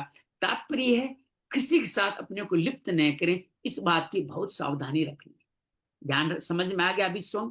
अगला है नित्यम च समचित्वम निष्ठाम निष्ठो उपपत्तिषु, अर्थात मन के अनुकूल वस्तु व्यक्ति परिस्थिति घटना के चित्त में राग रस सुख आदि विकार न हो। ये बातें आगे भी आ चुकी है। अनिष्ट अर्थात मन के प्रतिकूल वस्तु व्यक्ति आदि के प्राप्त होने पर चित्त में क्या होता है, द्वेष शोक दुख उद्वेग आदि विकार आते हैं, वो न आए। तात्पर्य क्या है, अनुकूल प्रतिकूल परिस्थितियों चित्त निरंतर समता में रहे, चित्त पर कोई असर नहीं। इसको भगवान ने सिद्धियो असिद्धियो समो भूत्वा समत्वम योग उच्यते में भी यही बात कही है। उपाय क्या है, मनुष्य जो कुछ अनुकूल सामग्री मिली है उसको अपने लिए मानकर सुख भोगता है, यही महान बाधा है। संसार की सामग्री केवल संसार की सेवा में लगाने के लिए मिली है, अपने शरीर इंद्रियों को सुख पहुंचाने के लिए नहीं। ऐसे मनुष्य को जो प्रतिकूल सामग्री मिली है वो दुख भोगने के लिए नहीं, पर शोक जन्य सुख का त्याग करने के लिए। मनुष्य संसारिक राग आसक्ति कामना ममता आदि छुड़ाने के लिए मिली है। तात्पर्य क्या है, अनुकूल प्रतिकूल दोनों परिस्थितियां मनुष्य सुख दुख से ऊंचा उठाकर उन दोनों से अतीत परमात्मा तत्व को प्राप्त करने के लिए सुख और दुख को साधन बना लो, और सुख दुख आपको जाल में न फंसाए, ऐसा दृढ़ता से मान लोगे, साधक का चित्त इष्ट और अनिष्ट की प्राप्ति में स्वतः सम हो जाएगा। 10वां श्लोक और साधन ढूंढते हैं। मयि चानन्य योगेन भक्तिर्व्यभिचारिणी विभक्त देश सेवितम अर्ति जन संसदि। मयि मुझ में, अनन्य योग के द्वारा, अव्यभिचारिणी, ये दोनों शब्द बार बार आएंगे, याद कर लीजिए। अनन्य योग व्यवसाय का और अव्यभिचारी, अव्यभिचारी व्यवसायिक बुद्धि दोनों एक ही है। भक्ति का होना, विविक्त देश सेवित्वम, एकांत स्थान पर रहने का स्वभाव, और जन सौदा में प्रीति का न होना, यह है अगले साधन। मयि च अनन्य योगेन भक्तिर्व्यभिचारिणी, संसार का आश्रय लेने का देह अभिमान होता है। देह अभिमान अव्यक्त के ज्ञान में प्रधान बाधा है। इसको दूर करने के उद्देश्य से अनन्य योग द्वारा अपनी अव्यभिचारिणी भक्ति करने का साधन बता रहे हैं। अव्यभिचारिणी भक्ति करने कैसे करेंगे, अनन्य योग से। तात्पर्य क्या, भक्तिपुर साधन से देह अभिमान सुगमता पूर्वक। क्या बात चल रही है, ज्ञानियों को देहाभिमान के कारण क्लेश होते हैं, तो देह अभिमान दूर करने के साधन यहाँ बताए जा रहे हैं। 20 साधन वही हैं। भगवान सिवा किसी और से कुछ पाने की इच्छा न हो, भगवान सिवा मनुष्य गुरु देवता शास्त्र आदि मेरे को उस तत्व का अनुभव करा सकते हैं। अपनी बल बुद्धि योग्यता से उस तत्व को प्राप्त करूंगा, इस पर किसी भी वस्तु व्यक्ति आदि का सहारा न ले, और भगवान की कृपा से मुझे इस तत्व का अनुभव हो जाएगा। भगवान का ही सहारा हो, इसी को भगवान में अनन्य योग है। गुरु मित्र ग्रंथ किसी का भी सहारा लिया तो फिर भगवान पे अनन्य योग कहाँ रहा। अपना संबंध केवल भगवान के साथ हो, दूसरा किंचित मात्र अपना संबंध नहीं हो, यही भगवान में अव्यभिचारिणी भक्ति है। अर्थात व्यभिचार नहीं है भक्ति में, वो भक्ति वही है। तात्पर्य तत्व प्राप्ति का साधन भी भगवान हो और साध्य उपेय भी भगवान हो, ये अनन्य योग के द्वारा भगवान में अव्यभिचारिणी भक्ति का होना है। जिस साधन में ज्ञान के साथ साथ भक्ति के संस्कार हो, उसके लिए साधन बहुत उपयोगी है। हम सब ज्ञानी भी, ज्ञान के भी हैं, भक्ति हमारे लिए उपयोगी है। भक्ति परायण साधक अगर तत्व ज्ञान उद्देश्य एकमात्र भगवान का आश्रय ग्रहण करता है तो केवल उसी साधन से तत्व ज्ञान की प्राप्ति कर सकता है। गुणातीत होने के उपाय में भी भगवान ने यही अव्यभिचारिणी भक्ति की बात कही है। शंका क्या है, या तो भक्ति से तत्व ज्ञान की प्राप्ति बताई गई है, 18वें अध्याय के 54 ज्ञान से भक्ति की प्राप्ति कही है। ऐसा क्यों? जवाब की समाधान, भक्ति दो तरह की होती है, साधन भक्ति और साध्य भक्ति। ऐसे ज्ञान भी दो तरह का है, साधक ज्ञान और साध्य ज्ञान। साध्य भक्ति और साध्य ज्ञान दोनों तत्व एक ही है। साधन भक्ति साधन ज्ञान ये दोनों ही साध्य भक्ति साध्य ज्ञान की प्राप्ति करने की साधन है। साधन से ही साध्य पाया जाएगा। अतः जहां भक्ति से साध्य ज्ञान की प्राप्ति के लिए बात की वह भी ठीक है, जहां ज्ञान से साध्य भक्ति प्राप्ति की बात की वह भी ठीक है। अतः एक कहते हैं ज्ञान का मेच्योर रूप भक्ति है। अतः साध्य को चाहिए कर्म ज्ञान भक्ति जिसमें संस्कार की प्रधानता हो, उसी के अनुरूप साधन में लग जाए। सावधानी केवल इतनी रखें, उद्देश्य केवल परमात्मा को, प्रकृति का नहीं हो, परमात्मा को मिल ही जाने वाले। दूसरी शंका भगवान गुरु यहाँ कहते हैं, भगवान के ज्ञान के साधनों में अपनी भक्ति क्यों बताया? ये तो ज्ञान योग भक्ति को मिलन करा दिया। क्या ज्ञान योग का साधन भी भक्ति करता है? भगवान कहते हैं ज्ञान योग के साधक भी दो प्रकार होते हैं, एक जिज्ञासु, एक भाव प्रदान। साथ ज्ञान प्रक साधक कौन है? वो है जो जिज्ञासु है, तीसरे नंबर वाले। वो चौथे नंबर में कैसे पहुंचेंगे? भक्ति प्रदान और विवेक प्रदान। विवेक मतलब ज्ञान, भाव प्रदान जिज्ञासु है जो भगवान का आश्रय लेकर तत्व को जानना चाहते हैं। इसी दूसरे श्लोक में मम मई मद भक्त मद वाय पद आने से सिद्ध हो जाता है कि भगवान यह जिज्ञासु का प्रसंग है, भक्ति के साधन का वर्णन किया गया। दूसरी बात, जैसे सात्विक भोजन की पुष्टि में घी या दूध की आवश्यकता होती है, लेकिन क्या घी या दूध अकेले खाएं तो काम नहीं करेगा? वो अकेले भी काम करेगा। पातंजलि योग दर्शन में भी अष्टांग योग में ईश्वर प्राणी ध्यान कहा गया है, बड़ा सुंदर श्लोक है। और भक्ति का नियम में ईश्वर प्राणी ध्यान अलग भी बताया गया है। ये क्या सूत्र है? योग दर्शन का दूसरे अध्याय का 25वां, जिसमें यम के बारे में बताया है, ईश्वरी तप के बारे में बताया। सोच संतोष तप स्वाध्याय ईश्वर प्राणी ध्यान प्राणी निधान प्राणी धानी नियम, अर्थात सोच संतोष तप स्वाध्याय ईश्वर प्राणी ध्यान, ये 5 नियम हैं जो आपको अपने लिए पालन करने चाहिए। और एक पैतंजलि लोग योग दर्शन के पहले अध्याय में साधन पाद में समाधि पाद में 23वें श्लोक में ईश्वर प्राणी ध्यान द्वा, अगर आप मुक्ति चाहते हैं तो ईश्वर का सहारा लें। इससे सिद्ध होता है भक्ति रूप साधन अपनी एक अलग विशेषता रखता है। इस विशेषता के कारण विज्ञान के साधन भक्ति का वर्णन किया गया। विवेक प्रदान जिज्ञासु कौन है? जो सत असत का त्याग करके तीव्र विरोध से वैराग्य से युक्त होकर तत्व को जानना चाहता है। विचार कर देखा तो आजकल आध्यात्मिक जिज्ञासा की कमी और भोग शक्ति की बहुलता के कारण विवेक प्रदान जिज्ञासु बहुत कम मिलते हैं। ऐसे साधनों के लिए भक्ति साधन ही उपयोगी है, अतः भक्ति का वर्णन करना यहाँ उचित है। उपाय क्या? केवल भगवान को अपना मानना, भगवान का आश्रय लेकर श्रद्धा विश्वास और भगवान नाम का जप कीर्तन चिंतन स्मरण आदि करना ही भक्ति का सुगम उपाय है। विविक्त देश सेवित्व में एकांत में रहकर परमात्मा तत्व का चिंतन करूं, भजन स्मरण करूं, शास्त्रों का स्वाध्याय करूं, तत्व को गहरा समझूं, मेरी वर्ती मेरी साधन में कोई विघ्न बाधा न पड़े, मेरे साथ कोई न रहे और मैं किसी के साथ न रहूं। साधक की स्वाभाविक अभिलाषा का नाम ही है विविक्त देश सेवित्व। तात्पर्य साधक की रुचि तो एकांत में रहने की ही होनी चाहिए, पर एकांत नहीं मिले तो भी विकार मन में विकार नहीं लाना चाहिए। उसके मन में विचार क्या लाना चाहिए? संसार के संग संयोग का तो स्वतः ही वियोग हो रहा है। स्वरूप में असंगता स्वतः सिद्ध है। इस स्वतः असंगता में संसार का संग संयोग संबंध कभी हो भी नहीं सकता, तथा संसार के संग कभी बाधक हो ही नहीं सकता। केवल निर्जन वन में जाकर के एकांत अकेले पड़े के मान लेना एकांत स्थान में वास्तव में भूल है। भगवान ने संकेत दे रहे हैं ग्रस्त व्यक्तियों को संन्यास नहीं लेना चाहिए। आप अपने घर में रहते हुए एकांत में रहते हुए संसार सागर से विरक्त हो सकते हैं। वो विरक्ति ही आपके लिए संन्यास समान है। इसलिए कहा गया कलयुग में वानप्रस्थी और सन्यासी होने की जरूरत नहीं है। वानप्रस्थी का मतलब है अपने परिवार के अलावा बड़े परिवार में सेवा में लग जाना। संन्यास के एकांत में रह के भगवान की भक्ति में अपने कमरे में बैठ के लग जाना और भक्ति के 20 साधनों का पालन करें। तो निर्जन वन में जाकर मान लेना कि एकांत स्थान में भूल है। जब तक शरीर के साथ संबंध है तब संपूर्ण संसार के साथ संबंध बना हुआ है। अतः एकांत स्थान जाने का लाभ तभी है कि देहाभिमान का नाश मुख्य उद्देश्य है। वास्तविक एकांत वह है जिसमें एक तत्व के अलावा दूसरी कोई चीज उत्पन्न न हो, न होगी, न है। इंद्रिया नहीं है, प्राण नहीं है, मन नहीं, अंतःकरण नहीं, स्थूल शरीर नहीं, सूक्ष्म शरीर न कारण शरीर है, जिसमें न वेष्टि है न समष्टि, वेष्टि शरीर न समष्टि संसार है, जिसमें केवल एक ही तत्व है। उस तत्व के सिवा और कुछ है नहीं। वो तत्व है भगवत तत्व। परमात्म तत्व के सिवा पहले भी कुछ नहीं था, अंत में भी कुछ नहीं रहेगा।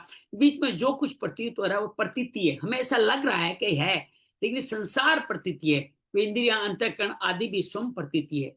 अतः प्रतीति के द्वारा, प्रतीति उस के द्वारा आपको संसार दिखाई देता है। हमें प्रतीति के द्वारा प्रतीति ही मिल रही है। हमारा संबंध शरीर अंतःकरण साथ कभी हुआ ही नहीं, क्योंकि शरीर अंतःकरण प्रकृति का कार्य है। स्वरूप सदा ही प्रकृति से अतीत है। इसका अनुभव करना ही वास्तव में विविक्त देश से वित्त। शरीर अलग, मैं अलग, मैं शरीर नहीं हूं, ये जानना ही एकांत है। अरति जन संसदी, अर्थात भगवान साधारण मनुष्य समुदाय में प्रीति रुचि न हो, अर्थात कहाँ क्या हो रहा है, कब क्या होगा, कैसे होगा, संसारी बातों सुनने की कोई भी इच्छा नहीं हो। अर्थात टीवी नहीं देखें, रेडियो नहीं देखें, समाचार में नहीं, गपसिप न करें, किटी पार्टी में जाएं, गप्पे न करें, इनमें आपकी रुचि नहीं हो तो समाचार सुनने लोगों से कुछ समाचार प्राप्त कोई भी इच्छा प्रीति नहीं हो, तो हमारे से कोई तत्व की बात पूछना चाहता है, विषय में चर्चा करना चाहता है, उसके मन में जो इच्छा होती है उसको अरति जनसन संसदी नहीं कहा है। अर्थात आज मैं आपसे जो बात कर रहा हूं, आप मेरे से जो बात कर रहे हैं, ये की जा सकती है, ये उस 200 में नहीं आती। जहां तत्व की बात होती हो, आपस में तत्व का विचार होता हो, हमारे देश में कोई परमात्मा तत्व को जानने वाला हो, ऐसे पुरुषों के संग जो रुचि होती है वो जन समुदाय में रुचि नहीं कहलाती, प्रत्युत्तर तो आवश्यक है। हम जो बात कर रहे हैं ये संसार में रुचि नहीं है। कहा गया है संगक सर्वात्मना त्याज्य स चैत्यम युक्तम न शक्यते स सिद्धि स कर्तव्य है संता संगो ही भेषजम। अर्थात आसक्ति पूर्व किसी का भी संग नहीं करना चाहिए, परंतु ऐसी असंगता न हो तो श्रेष्ठ पुरुषों का संग करना चाहिए। श्रेष्ठ पुरुषों का संग करें, श्रेष्ठ संग असंगता प्राप्त करने की औषधि है। अर्थात हम जो बात करें ना, असंग की औषधि है। आइए आज एक श्लोक और पढ़ते हैं, क्योंकि 20 साधन आज पूरे कर लेते हैं। अध्यात्म ज्ञान नित्यत्वम तत्व ज्ञानार्थ दर्शनम एतत् ज्ञानम इति प्रोक्तम अज्ञानम यद तो अन्यथा। अब प्रोक्तम ज्ञानम भी पढ़ सकते हो, लेकिन ए इसमें छुपा हुआ है। प्रोक्तम अज्ञान, इसलिए अर्थ के साथ आप पढ़े, कहीं ज्ञान भी आएगा, सब जगह ए नहीं आएगा, तो अज्ञान बीच में आ रहा है तो ए साइलेंट है, इसको पढ़े। अध्यात्म ज्ञान नित्यतम, अध्यात्म ज्ञान नित्य निरंतर रहना। तत्व ज्ञान दर्शन, सब जगह परमात्मा को सब जगह देना। ये हो गए 20 साधन। ये 20 साधन ज्ञान है, इसके ऊपर जो कुछ भी वह अज्ञान है, ऐसा कहा गया है। अध्यात्म ज्ञान नित्यतम, संपूर्ण शास्त्रों से तात्पर्य मनुष्य को परमात्मा तरफ लगाने में, परमात्मा प्राप्ति कराने में, ऐसा निश्चय करने के बाद पर हम जितने समझ में है उसका मनन, जैसा जितना समझ में है उसका मनन करें। युक्ति प्रयुक्ति से देखा जाए तो परमात्मा तो भक्त भाव रूप से पहले भी था, अभी भी है और आगे भी रहेगा। परंतु संसार पहले भी नहीं था, आगे भी नहीं रहेगा, प्रतिक्षण भी अभाव में जा रहा है। संसार में जो उत्पत्ति विनाश होता है, पर जिसका आधार प्रकाशक है, परमात्मा तत्व नित्य निरंतर बना रहता है, उस परमात्मा तत्व सिवा संसार की सत्ता है ही नहीं। परमात्मा की सत्ता संसार सत्ता वाला दिखता है, उसके कारण ही परा के कारण ही अपरा दिखता है। इस प्रकार संसार की स्वतंत्र सत्ता के अभाव का और परमात्मा की सत्ता के नित्य मनन करने का नाम क्या है? अध्यात्म ज्ञान नित्यत्व। कैसे करेंगे? जैसे आज हम कर रहे हैं, ग्रंथों का पठन पाठन करें, तत्व ज्ञान महापुरुषों से तत्व ज्ञान विषय श्रवण प्रश्नोत्तर ये सब करना चाहिए, जैसे अर्जुन ने किया, जैसे नचिकेता ने किया, जैसे वाल्मीकि रामायण के अंदर भारद्वाज ने किया, माँ सती ने किया, गुरु जी ने किया। इस तरह संवाद करें। तत्व ज्ञानार्थ दर्शन, तत्व ज्ञान का अर्थ है परमात्मा, उस परमात्मा को सब जगह दर्शन करना, उनको ही सब जगह अनुभव करना। तत्व ज्ञानार्थ दर्शन में यह परमात्मा सब देश काल वस्तु व्यक्ति घटना परिस्थिति आदि में जो का त्यो परिपूर्ण है। एकांत में हो, व्यवहार में हो, सब जगह साधक की दृष्टि उसका लक्ष्य केवल परमात्मा पर है। एक परमात्मा के सिवा दूसरे को सत्ता दिखे नहीं, सब जगह समभाव से परिपूर्ण परमात्मा को देखने का अगर स्वभाव बन गया तो आप इस 20वें सूत्र को पा जाएंगे, जो सबसे महत्वपूर्ण है और एकला ही कल्याण कराने लायक है। तत्व ज्ञानार्थ दर्शन, सिद्ध होने पर साधु को परमात्मा तत्व ज्ञान हो जाता है। एतज ज्ञानमिति प्रोक्तम अज्ञानम यत्तो अन्यथा। अमानित्वम पहला साधन था, और 20वां क्या है? तत्व ज्ञानार्थ दर्शन। ये जो 20 साधन कहे गए, ये सभी साधन देहाभिमान मिटाने वाले होने से, परमात्मा तत्व की प्राप्ति होने से ज्ञान कहे गए। इन साधनों के विपरीत क्या कहा? अब अमानित्वम का विपरीत क्या होगा? मानित्वम होगा। अदंभित्वम क्या होगा? दंभित्वम होगा। अहिंसा का विपरीत क्या होगा? हिंसा होगा।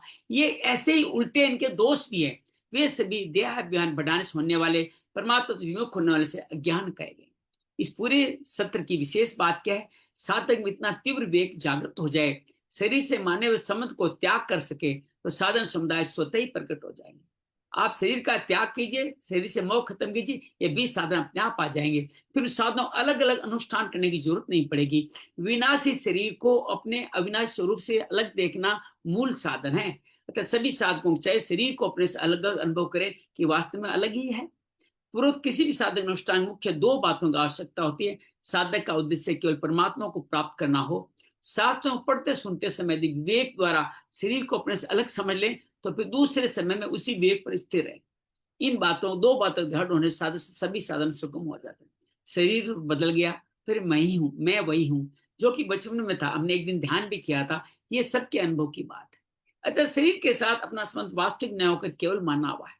ऐसा निश्चय होने पर वास्तविक साधन आरंभ होता है। साधक की बुद्धि जितने अंश में परमात्मा प्राप्ति उद्देश्य को धारण करती है, उतने अंश में उसमें विवेक की जागृति, संसार से वैराग्य हो ही जाता है। भगवान ने विवेक वैराग्य को पुष्ट करने के लिए ज्ञान के आवश्यक साधनों का वर्णन किया है।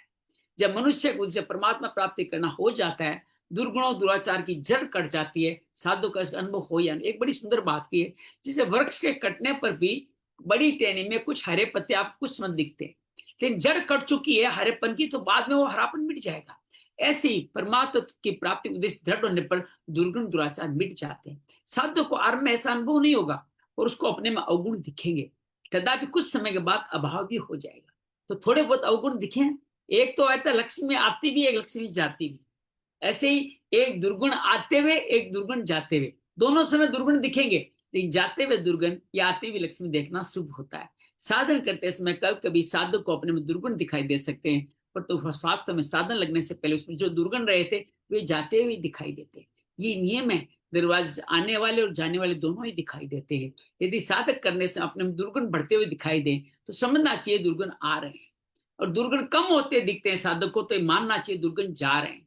ऐसी अवस्था में साधु को निराश नहीं होना चाहिए, अपने उद्देश्य दृढ़ रख करके साधन लगे रहना चाहिए। दुर्गुण दुराचार सर्वथा अभाव हो ही जाएगा। क्षेत्र क्षेत्र के विभाग का ज्ञान कारण हेतु होने से इन 20 साधनों को ज्ञान कहा गया है। इसकी जो विपरीत अवज्ञान है, साधन न करने से मनुष्य ज्ञान की बातें तो सीख लेता है पर अनुभव नहीं कर सकता। तो साधन न करने से अज्ञान क्षेत्र क्षेत्र को एक देखना रहता है। अज्ञान के रहते हुए अगर कोई सीख कर क्षेत्र क्षेत्र के विभाग का विवेचन करता है, वास्तव में देहाभिमान को पुष्ट करता है। अर्थात अज्ञान में रह के आप शरीर को अलग नहीं कर सकते, मान सकते, वो देहाभिमान ही कहलाएगा। परंतु जो ये साधन करता है उसमें क्षेत्र क्षेत्र के विभाग करने की योग्यता आ जाती है। तो पूर्वोक्त ज्ञान अभी जो साधन समुदाय के द्वारा जिसको जाना जाता है, उस साध्य तत्व का अब ज्ञेय नाम से वर्णन आगे करेंगे। तो आज उम्मीद है हमने 3 श्लोक पढ़ करके हमारे 20 साधन पूरे करें। अंजलि से शुरुआत करते हैं, आपसे निवेदन करते हैं पहले तीनों श्लोक पढ़ें, उनका भावार्थ बताएं, फिर एक एक करके सब लोग सरला आभा गुरदीप अपने भाव रखें। आज हमने 20 साधन पूरे करे। अंजलि आप पढ़ें हमारे 9, 10, 11 श्लोक। असक्तिरनभिष्वङ्ग पुत्रदारगृहादिषु नित्यं च समचित्त्वम् इष्टानिष्टोपपत्तिषु मयि चानन्ययोगेन भक्तिरव्यभिचारिणी विभक्तदेशसेवित्वम् अरतिर्जन संसदि अध्यात्मज्ञाननित्यत्वम् तत्त्वज्ञानार्थदर्शनम् एतज्ज्ञानमिति प्रोक्तम् अज्ञानै यदतोऽन्यथा। जय श्री कृष्ण। क्या कहा है भगवान ने, कौन कौन से साधन बताए इसमें? तो भगवान 7वें से 11वें श्लोक में 20 साधन ज्ञान प्राप्ति के 20 साधनों के बारे में बताते हुए कहते हैं कि इसमें 9वें श्लोक में वो क्या बोलते हैं कि आसक्ति पुत्र स्त्री घर धन संपत्ति इन सब में ना आसक्ति ना हो और ममता ना हो, प्रिय अप्रिय की प्राप्ति में सदा चित्त सम रहे, ऐसा भक्ति, ऐसा ये ज्ञान का साधन है। दूसरा आगे क्या बताते हैं कि मुझ परमेश्वर मुझ में अनन्य योग द्वारा ये क्या भक्ति अव्यभिचारिणी, मतलब कि ये क्या अव्यभिचार, उनके अलावा किसी और की भक्ति नहीं, इसको अनन्य योग से कर।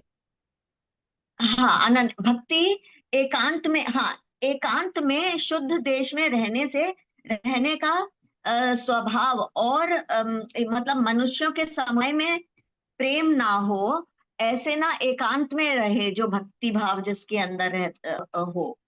फिर आगे कहते हैं कि अध्यात्म ज्ञान और तत्व ज्ञान, यानी कि जिनमें जिस ज्ञान के द्वारा ये अपना अभिमान का एक तो त्याग हो और एक स्वार्थ का त्याग हो। स्वार्थ का त्याग कर दो, अभिमान का त्याग करके श्रद्धा और भाव के श्रद्धा भाव के सहित प्रेम से भगवान का निरंतर चिंतन करना ये है क्या, अव्यभिचारिणी भक्ति। और अ, आत्म और ज्ञान के द्वारा आत्म वस्तु और अनात्म वस्तु जानी जाए, इसका ज्ञान अध्यात्म ज्ञान से बताया गया है। जो इसके विपरीत होता है ना, तो वो अज्ञानी है, और जो इनको समझता है, मानता है, वह ज्ञानी है, और वो मुझे प्राप्त कर सकता है। बहुत सुंदर, बहुत सुंदर। गुरदीप, सरला, आभा, आप कुछ कहेंगे इन 20 साधनों के बारे में? क्या चीज समझ में आई? कौन सा साधन प्रिय लगा?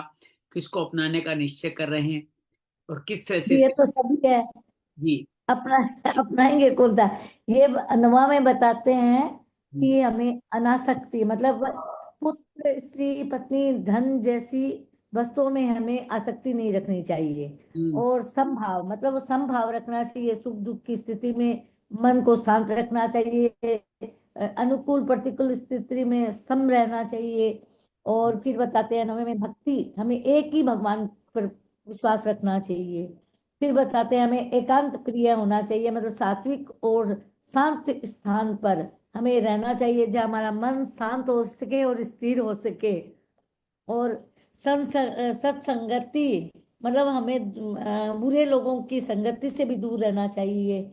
और फिर बताते हैं कि अध्यात्म ज्ञान की भाषा बताते हैं, ज्ञान की निरंतरता, मैंने मन अध्यात्म ज्ञान में हमें रहना चाहिए। और परमात्मा तत्व ज्ञान के अंतर्गत हमें परमात्मा को सब जगह देखना चाहिए। ये 20 साधन यदि हमारे अंदर आ जाए तो ज्ञान है। और मन में ज्ञान के प्रकाश को हमेशा बनाए रखें। और ज्ञान की कमी से हमें यदि ये नहीं आता है तो हमारे अंदर अज्ञानता है। बहुत बढ़िया, बहुत सुंदर, बहुत सुंदर। गुरुदेव जी, आप कुछ दोहराएं ज्ञान के 20 साधनों के बारे में, कुछ जो भी बताया उनमें। कल मैं हरिओम प्रभु जी। लिख करके भेजूंगा 20 साधन, कोई छूट ना जाए हमसे। मैं अलग अलग तो लिख, परफेक्ट। 20 एक साथ लिखूंगा। जी जी जी जी जी, बड़ी कृपा हो जाएगी। एक तो इससे पुरुष में तो जो हमारी गृहस्थ के लोग हैं, जो हमारे हमारे से जिनकी उत्पत्ति हुई है, ठीक है, उनमें आसक्ति नहीं रखना, जो हमारे साथ संबंध में। प्लस भाग कर भी नहीं जाना, गृहस्थ में रहते हुए ही निर्वाण करना है इधर, ठीक है, निर्वाण की प्राप्ति करनी है, ये बहुत इंपॉर्टेंट चीज है। गॉसिपिंग का त्याग करना है, तत्व ज्ञानियों के पास अपनी उत्पत्ति के लिए, अपने आध्यात्म के लिए चर्चा करनी है, उससे हमारा भी कल्याण होगा, उनका भी कल्याण होगा, ठीक है जी। ये वो दो बातें बहुत इंपॉर्टेंट इसके अंदर बताई। आज पता नहीं क्या होगा। बहुत तो प्रभु, बस इसका तो ये बिल्कुल सार जो निकला ना, वो ये निकला कि फालतू की बकवास नहीं करनी, भगवत परायण होना है, और उसी के बारे में चर्चा करनी है, और अपने घर के अंदर रहते हुए करना है, कहीं भाग के नहीं जाना। एकांत में जाने की जरूरत नहीं, सेवा न लें, सेवा करे जरूर। सेवा न लें, सेवा करे जरूर। सेवा किसकी करा रहे हो? शरीर की करा रहे हो ना। जब शरीर मेरा है ही नहीं तो उसके लिए सेवा क्यों? उसके लिए सेवा क्यों? किसी की सेवा न लें। अरति जन जन संसदी, अर्थात आप किसी की ऐसे आसक्ति संस्कार में न पड़े जहां आपका अधो गति में आ जाए, पतन हो जाए। आपने गोसिप करी, किसी के बारे बुरा सुना, तो आपने उस व्यक्ति में भगवान को नहीं देखा, फिर तो आप क्या नीचे गिर गए? तो आप ऐसी गोसिप क्यों सुनेंगे? ऐसे एक बात क्यों पढ़ेंगे? ऐसा नॉलेज क्यों? ऐसा नहीं, मिलना नहीं है।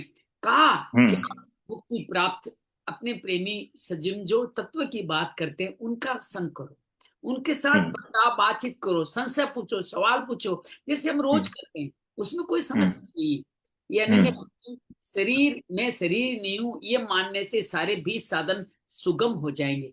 मैं शरीर हूं तो फिर मानित्व भी आएगा, दंभ भी आएगा, हिंसा भी आएगी, और ये सब लोगों के साथ मिलजुल के सम्मान लेने का भाव, शरीर के लिए सम्मान लेना, अपने प्रतिष्ठा, ये सारे भाव जुड़ते चले जाएंगे। तो शरीर में नहीं हूं ये मान लेंगे तो 20 साधन धीरे धीरे आपके जुटने लग जाएंगे। और ये और खास बात कही कि ज्ञान योग में भी भक्ति का अंश है। ज्ञानी जब मेच्योर बहुत होता है तो सुंदर। भक्ति कहलाता है। और ज्ञानी लोग इसके माध्यम से, अभी विचारी भक्ति ज्ञानी को भी चाहिए, वो ये भी साधन करेगा तभी देह अभिमान मिटेगा उसको। तो सारे भी साधन है किस चीज के, कि शरीर का अभिमान मिटे, हमारा मैं शरीर हूं ये भाव मिटे। यही ज्ञानियों के मार्ग का क्लेश है। और सच्चाई है गुरुदेव जी, हम सब के मार्ग में भी यही क्लेश है। शरीर और शरीर के साथ जुड़े हुए संबंध, इनके साथ ही हमारा जीवन चल रहा है। मेरे बाद मेरा, इसका क्या, उसका क्या, मेरा क्या, ये क्या। कितना सुंदर कहा, कल बहुत सुंदर कहा था, जन्म मृत्यु जरा व्याधि दुखा दोषों दर्शनम। वो एक सूत्री जीवन का कल्याण करने के लिए काफी। ये बहुत बहुत सुंदर। ज्ञान के बीच साधन है। और मैं बताऊं, मेरे गदगद आंखों में आंसू आ रहे हैं कि आप नहीं होते मेरे साथ में तो 20 साधन मैं न समझता न पढ़ता। हजारों बार गीता पढ़ी है जी, और विश्वास अरे कीजिएगा अभिमान बस गीता के बारे में बोलने का भी हजारों बार अवसर ले लिया है, ठीक है। विश्वास हम्म, कीजिए, मैं गीता को कभी समझा नहीं था। मैं जो अरे कुछ कर रहा था वो वाणी का प्रलाप कर रहा था। वाणी का प्रलाप, जो अंदर से भाव न उठे, उसको अंदर से बात नहीं उठे, वो वाणी का प्रलाप मात्र है। उससे कोई किसी का न तो सुनने वालों का भला हो रहा है, न आपका भला हो रहा है। जब आप समझ पा करके उसको जब लोगों को बताएंगे, तो वो कुछ करे ना करे, संत इसी तरह से तो कल्याण करते हैं। कल एक संत से बात हो रही थी कि उनके संत के आसपास के वायुमंडल में भी आप प्रवेश कर जाओ ना, तो आपका कल्याण हो जाता है। उनकी जिम्मेदारी हो जाती है आपका कल्याण करना। कि इस सुंदर वायु में, जैसे तीर्थ में जाते कल्याण क्यों होता है, वहां बहुत सारी पॉजिटिव वायु होती है। किसी गुरुद्वारे में, किसी मंदिर में जाने में क्यों होता है, कि वहाँ पॉजिटिव वायु होती है। ऐसे नक्षत्र है हमारे सब तीर्थ स्थल भी बड़ी ऊंचाई में, जहाँ आकाश तत्व नजदीक हो और बड़े सुंदर दिशाओं के संगम के साथ बनाए गए हैं, ताकि वहां ऊर्जा शाश्वत बनी रहे। इसलिए तीर्थाटन करना, संतों का साथ करना, ये सब हमारे इस मार्ग में मानने के साधक है। और इसके बहुत विपरीत असाधन है, अज्ञान है, यही बीज साधन का। आइए हम थोड़ा सा एक बार ध्यान करके भी इनको समझते हैं। बीज तो ध्यान साधन, के बाद दो बातें और चलेंगे इधर, ठीक है। बिल्कुल बिल्कुल, आराम से बैठ जाए। ये शरीर क्षेत्र है, क्षेत्र रूपी शरीर के प्रति सजग हो जाए। प्रकृति, अपरा प्रकृति, महतत्व, समष्टि बुद्धि, अहंकार, इन तीनों के माध्यम से बने 5 तत्व है। स्थूल तत्व पृथ्वी, उससे सूक्ष्म जल, उससे सूक्ष्म अग्नि, उससे सूक्ष्म वायु, और उससे सूक्ष्म आकाश तत्व है। इन 5 तत्वों का सहयोग करने के लिए आई 10 इंद्रियां, और 10 इंद्रियों का सहयोग करने के लिए आए इंद्रियों के मन और इंद्रियों के विषय। ये 24 तत्व ही ये क्षेत्र अर्थात शरीर है। ये दोनों आदि भौतिक, आदि देविक अथा अपरा प्रकृति में 24 तत्व पूरे हो जाते हैं। आदि यज्ञ के रूप में, परा प्रकृति के रूप में इस शरीर में ही है क्षेत्रज्ञ, जो इस क्षेत्र को जानता है। जो तटस्थ भाव से देखते हुए इस क्षेत्र में रहते हुए इसकी प्राणदायिनी शक्ति बन करके इसमें रहता है, और अपने एकांत में रह करके इस क्षेत्रज्ञ को देख रहा है। ये क्षेत्रज्ञ, क्षेत्र को जानना ही ज्ञान है। यही समस्त ग्रंथों में लिखा गया है। इसके ज्ञान को जानने के साथ साथ इस शरीर में जो 7 विकार है उनको भी समझना चाहिए। इच्छा, द्वेष, सुख दुख, शरीर, चेतना और धरती, इन समस्त विकारों को और देह अभिमान को, इस शरीर में शरीर हूं, इसको नष्ट करने के लिए, इससे मुक्त होने के लिए भगवान ने 20 ज्ञान के साधन हम सबके लिए रखे। अमानित्वम, अदम्भित्वम, अहिंसा, शांतिर आर्जवम, आचार्योपासनम, शौचम, स्थैर्यम, आत्मविनीग्रह। अर्थात अमानित्वम, सम्मान का भाव नहीं होना, दिखावटी भाव नहीं होना, अहिंसा हो, क्षमाशीलता हो, सरलता हो, गुरु आचार्य में आस्था हो, अंदर बाहर की पवित्रता हो, मन बुद्धि की स्थिरता हो, इंद्रियार्थेषु वैराग्यम, अनहंकार एव च, जन्म मृत्यु जरा व्याधिर दुख दोषानुदर्शनम। इंद्रियों में वैराग्य हो, मन बुद्धि में अहंकार न हो, जन्म मृत्यु बुढ़ापा और बीमारियों में जो दोष है, जो दुख है, उन दोषों का दर्शन करें। असक्ति न भस्विंग, असक्ति न भस्विंग पुत्रदार ग्राहिदिषु नित्यं च समचित्तत्वं इष्टा अनिष्टोपपत्तिषु। असक्ति का भाव, व्यक्ति, पदार्थ, सम्मान, असम्मान, संसारिक सुख भोग, उन सब में आसक्ति नहीं हो। पुत्र, स्त्री, मकान, इन सब में आप उनसे असंग होके रहें, अर्थात उनमें आपका संगता नहीं है। मेरा मकान, मेरा पुत्र, मेरी स्त्री, ये सब में आपकी असंगता। नित्यम च समचित्तत्वम, अर्थात आपका चित्त नित्य लगातार समभाव में बना रहे। इष्ट अर्थात आपके अनुकूल हो या प्रतिकूल जो भी घटना घटे, उन सब में आप समत्व योग उच्चत्य में रहे, ये भाव यहाँ आया है। मयि चानन्य योगेन भक्तिर्व्यभिचारिणी विभक्ते सेवित्वम अर्ति जन संसदि, अर्थात भगवान की अव्यभिचारिणी भक्ति करें, लगातार नित्य निरंतर श्रद्धा पूर्वक। भगवान के सिवा कुछ नहीं, न कोई ग्रंथ है, न गुरु है, न ज्ञान है, सब कुछ परमात्मा है। एक ही साधक, एक ही साधन, एक ही साधन करने की नीति, क्योंकि वही वेता है, वही वेता है, अर्थात वही जानता है, वही जानने योग्य है, वही करता है, वही धाता है, और पिता है, पितात्मा है, वही ज्ञान है, और उसको सिवा कुछ नहीं है, यही विज्ञान है। ये हम एकांत में रह करके करें। एकांत का तात्पर्य जंगल नहीं, एकांत का तात्पर्य है आप जहां पे बैठ करके पूरे शरीर से अलग होकर के मैं शरीर न्यू ऐसा चिंतन कर सके। अर्ति जन संसदी, साथ में आपका संग दोष न लगे, आप जन के संसर्ग से अपने कर्म को अधोगति में न पहुंचे। किसी की अच्छाई बुराई सुनना, उसके अनुकूल व्यवहार बना लेना अपने को संसार में स्थापित करने जैसा है। तो किसको सुने? ग्रंथों को सुने, गुरुओं को सुने, तत्व की जहां बात हो रही हो उस बात में जाएं, उस बात को सुने। अध्यात्म ज्ञान नित्यत्वम तत्व ज्ञानार्थ दर्शनम एतज ज्ञानम इति प्रोक्तम अज्ञानम यदतो अन्यथा। अध्यात्म ज्ञान जो तत्व ज्ञान, अपने आप को जाने। मैं शरीर नहीं हूं, ये शरीर मेरा नहीं है, मैं शरीर के लिए नहीं हूं, शरीर मेरे लिए नहीं है। जो साधन मिला है शरीर रूपी, वो परम परमात्मा से मिलन के लिए बना है। अखिल ब्रह्म को ज्ञान योग, कर्म योग, भक्ति योग, ध्यान योग, जिस भी साधन से जाने, हम उस अखिल ब्रह्म को जान जाएं, उसके साथ ही नित्य बने रहें।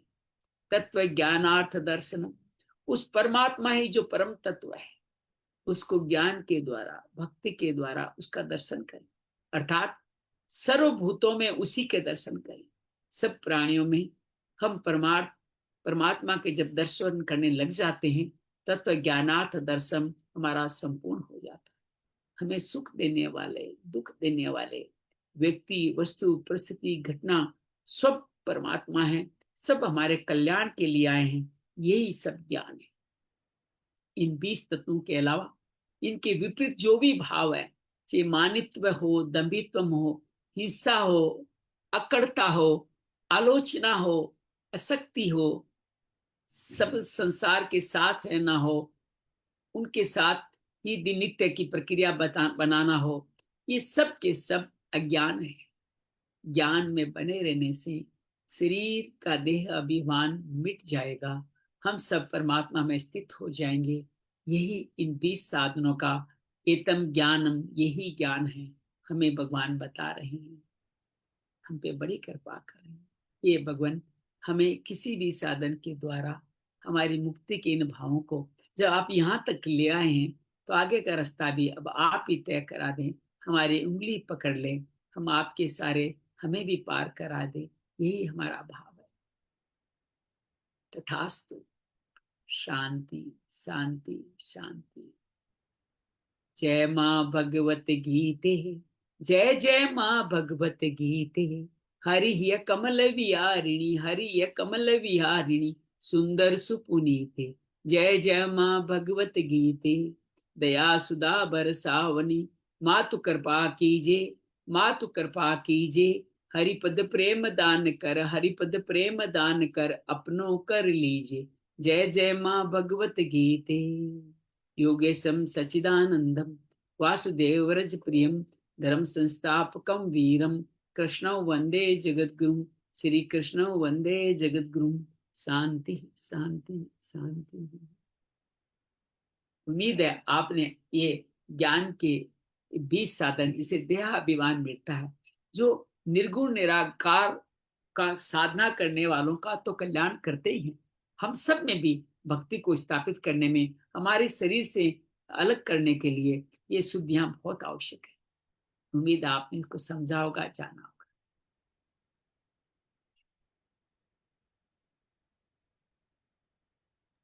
जी प्रभु, बड़ा आशीर्वाद है आपका, साथ में एकदम जी आसानी से अंदर आ जाते हैं। बिल्कुल। ये पिछले अध्याय में भगवान ने सिद्ध भक्त और साधक भक्त की बात करी थी। मैंने इसका प्रैक्टिकल करा। जितने भी हमारे साधक साधिकाएं हैं, ठीक है, मैंने उनको कोई अभ्यास बता दिया। ठीक है, जो प्रैक्टिशनर रहेंगे वो तो फिर उन्होंने वृक्षासन लगा लिया, वीरभद्र लगा लिया है, नटराज आसन लगा लिया, सब लगा लिया, वो लगा के खड़े। अब जो नहीं लग रहा ना जिससे, तो मैं उसका हाथ पकड़ के ऊपर कर रहा हूँ, टांग सीधी कर रहा हूँ, उसको ठीक बैलेंस कर रहा हूँ, खुद बता के कर रहा हूँ, मैं खुद उसकी एक्सप्लेनेशन दे रहा हूँ। तो इसका प्रैक्टिकल एकदम स्ट्रेट फॉरवर्ड। जो सिद्ध हो चुके वो तो प्रिय है ही है, लेकिन जो जो साधना में लगे हुए तो भगवान उनके साथ में रख के साथ बताएगा। तो ज्यादा प्रिय है, छोटा साधक नया साधक भगवान को ज्यादा प्रिय है। वो कह रहे कि इसका मैं हाथ पकड़ के मैं करूंगा, वो तो अपने आप पहुंच गया। कोई बेटा आपका, देखो एक पिता के 2 बेटे हैं, सपोज कीजिए, एक बेटे ने अपने पिता की कोई मदद नहीं ली, जीवन में सफल हो गया, पिता के लिए वो भी शांति का कारण है। दूसरा बेटा पिता के पास में आता है, पिताजी मुझे बताइए मैं कैसे आगे बढ़ूं, और पिता उसको बताता है और वो आगे बढ़ता है। बताओ पिता को किसमें ज्यादा खुशी होगी? बिल्कुल ठीक।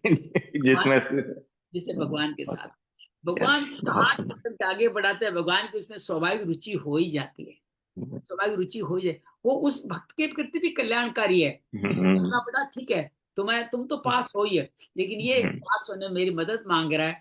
उसमें क्या है कि उस भक्त में दयाभिमान के कारण गिरने का रहेगा कि मैं देखो अपनी मर्जी से सब कुछ कर लिया, मुझे पिता की जरूरत नहीं है, ये भाव भी तो आ सकता है ना उसमें। जी जी जी। तो लेकिन जो पिता की मदद से आगे बढ़ा उसमें भाव कैसे आएगा? इसलिए भगवान को ये भक्त ज्यादा प्रिय है। ठीक है ना? बहुत बहुत बहुत धन्यवाद। प्रभु, एक दूसरी बात, एक अभी श्लोक में आया कि उसमें भावार्थ बताए कि रामायण में किसने क्या चीज बताई, वो कौन, वो मैं थोड़ा सा समझा नहीं। बहुत 3-4 जनों के नाम आए थे, वो कुछ गरुड़ जी का भी, और हाँ ये मैंने बताया। रामायण को क्या है, कई लोगों के संवाद के माध्यम से कहा गया है। रामचरितमानस पढ़ेंगे तो 4 संवाद दिखाई देंगे वहां। एक तो प्रयागराज में बैठ के याज्ञवल्क्य के ऋषि हैं, वो भरद्वाज मुनि उनसे पूछते हैं, उनको राम कथा सुना रहे हैं। एक उमा अर्थात माँ पार्वती है, वो शिव जी से पूछ रही है राम कथा, तो राम शिव जी उसको राम कथा सुना रहे हैं। इसी तरह एक गरुड़ जी, जिनको बड़ा अभिमान हो गया था, वो काकभूषणी को है जो निकृष्ट है, गरुड़ जो सर्वश्रेष्ठ है, वो निकृष्ट, उस निकृष्ट से गीत रामायण सुन रहे हैं। तो एक रामायण का कथन वो बताया गया। तो 3 तरह के घाट हैं। चौथी जब आप और हम लोग बातचीत करते हैं तो चौथा घाट हमारे आपके बीच में स्थापित हो जाता है। तो इसी तरह श्रीमद् भागवत में भी ऐसे ही घाट है, जहाँ एक तो सुखदेव परीक्षित को कह रहे हैं, एक विदुर मैत्रेय को कह रहे हैं, और एक सुखदेव जी को भगवान व्यास कह रहे हैं, या नारद व्यास को कह रहे हैं। इस तरह अनेक घाटों पे चर्चा की जाती है, और सूत जी सोनकादि को कह रहे हैं। इस तरह अनेक बार ये बातें होती रहती है। इन सब तात्पर्य सार यही के संवाद से ही तत्व ज्ञान आगे बढ़ता है। तो प्रश्नोत्तर करना भी संवाद का हिस्सा है। बस प्रश्नोत्तर पूछने में ये भाव नहीं हो कि जो मैंने सोचता हूँ वही जवाब होना चाहिए। वो जवाब नहीं होगा तो ये गुरु गलत है, ये संवाद गलत है, उनका ज्ञान गलत है, ऐसा नहीं सोचे। एकदम भक्ति बांधती, जो एकदम इस भाव से सुने, हाँ जो मिलेगा वही सही जवाब है। इस भाव से जब सुनते हो आप, बुद्धि और भावना दोनों से मिला के सुनते हैं तो कल्याण होता है। बुद्धि के कारण तो आपके अंदर जवाब जाते हैं और भावना के कारण स्थापित रहते हैं। तो आपके अंदर श्रद्धा भाव भी हो और आपकी थोड़ी बहुत बुद्धि भी उस टाइम संचालित हो, ताकि उन भावों को अलग ले लें। तो बहुत बार हम कथाएं सुनते हैं बाबूजी, उन कथाओं पर आकर के एक शब्द भी नहीं याद रहता हमारे को, नहीं आता, बिल्कुल नहीं। भावना से सुना है, बुद्धि से नहीं सुना। तो बुद्धि और भाव का जो मिश्रण होता है ना, उसको प्रेयरफुल लिसनिंग कहते हैं, प्रार्थना पूर्वक सुनना। हम जो भी सुने प्रार्थना पूर्वक सुने, संवाद सवाल भी प्रार्थना पूर्वक समझे, तो जीवन का बहुत अच्छा कल्याण। बहुत सुंदर, बहुत सुंदर, बड़ी कृपा जी, बड़ी कृपा। हरिओम, हरिओम।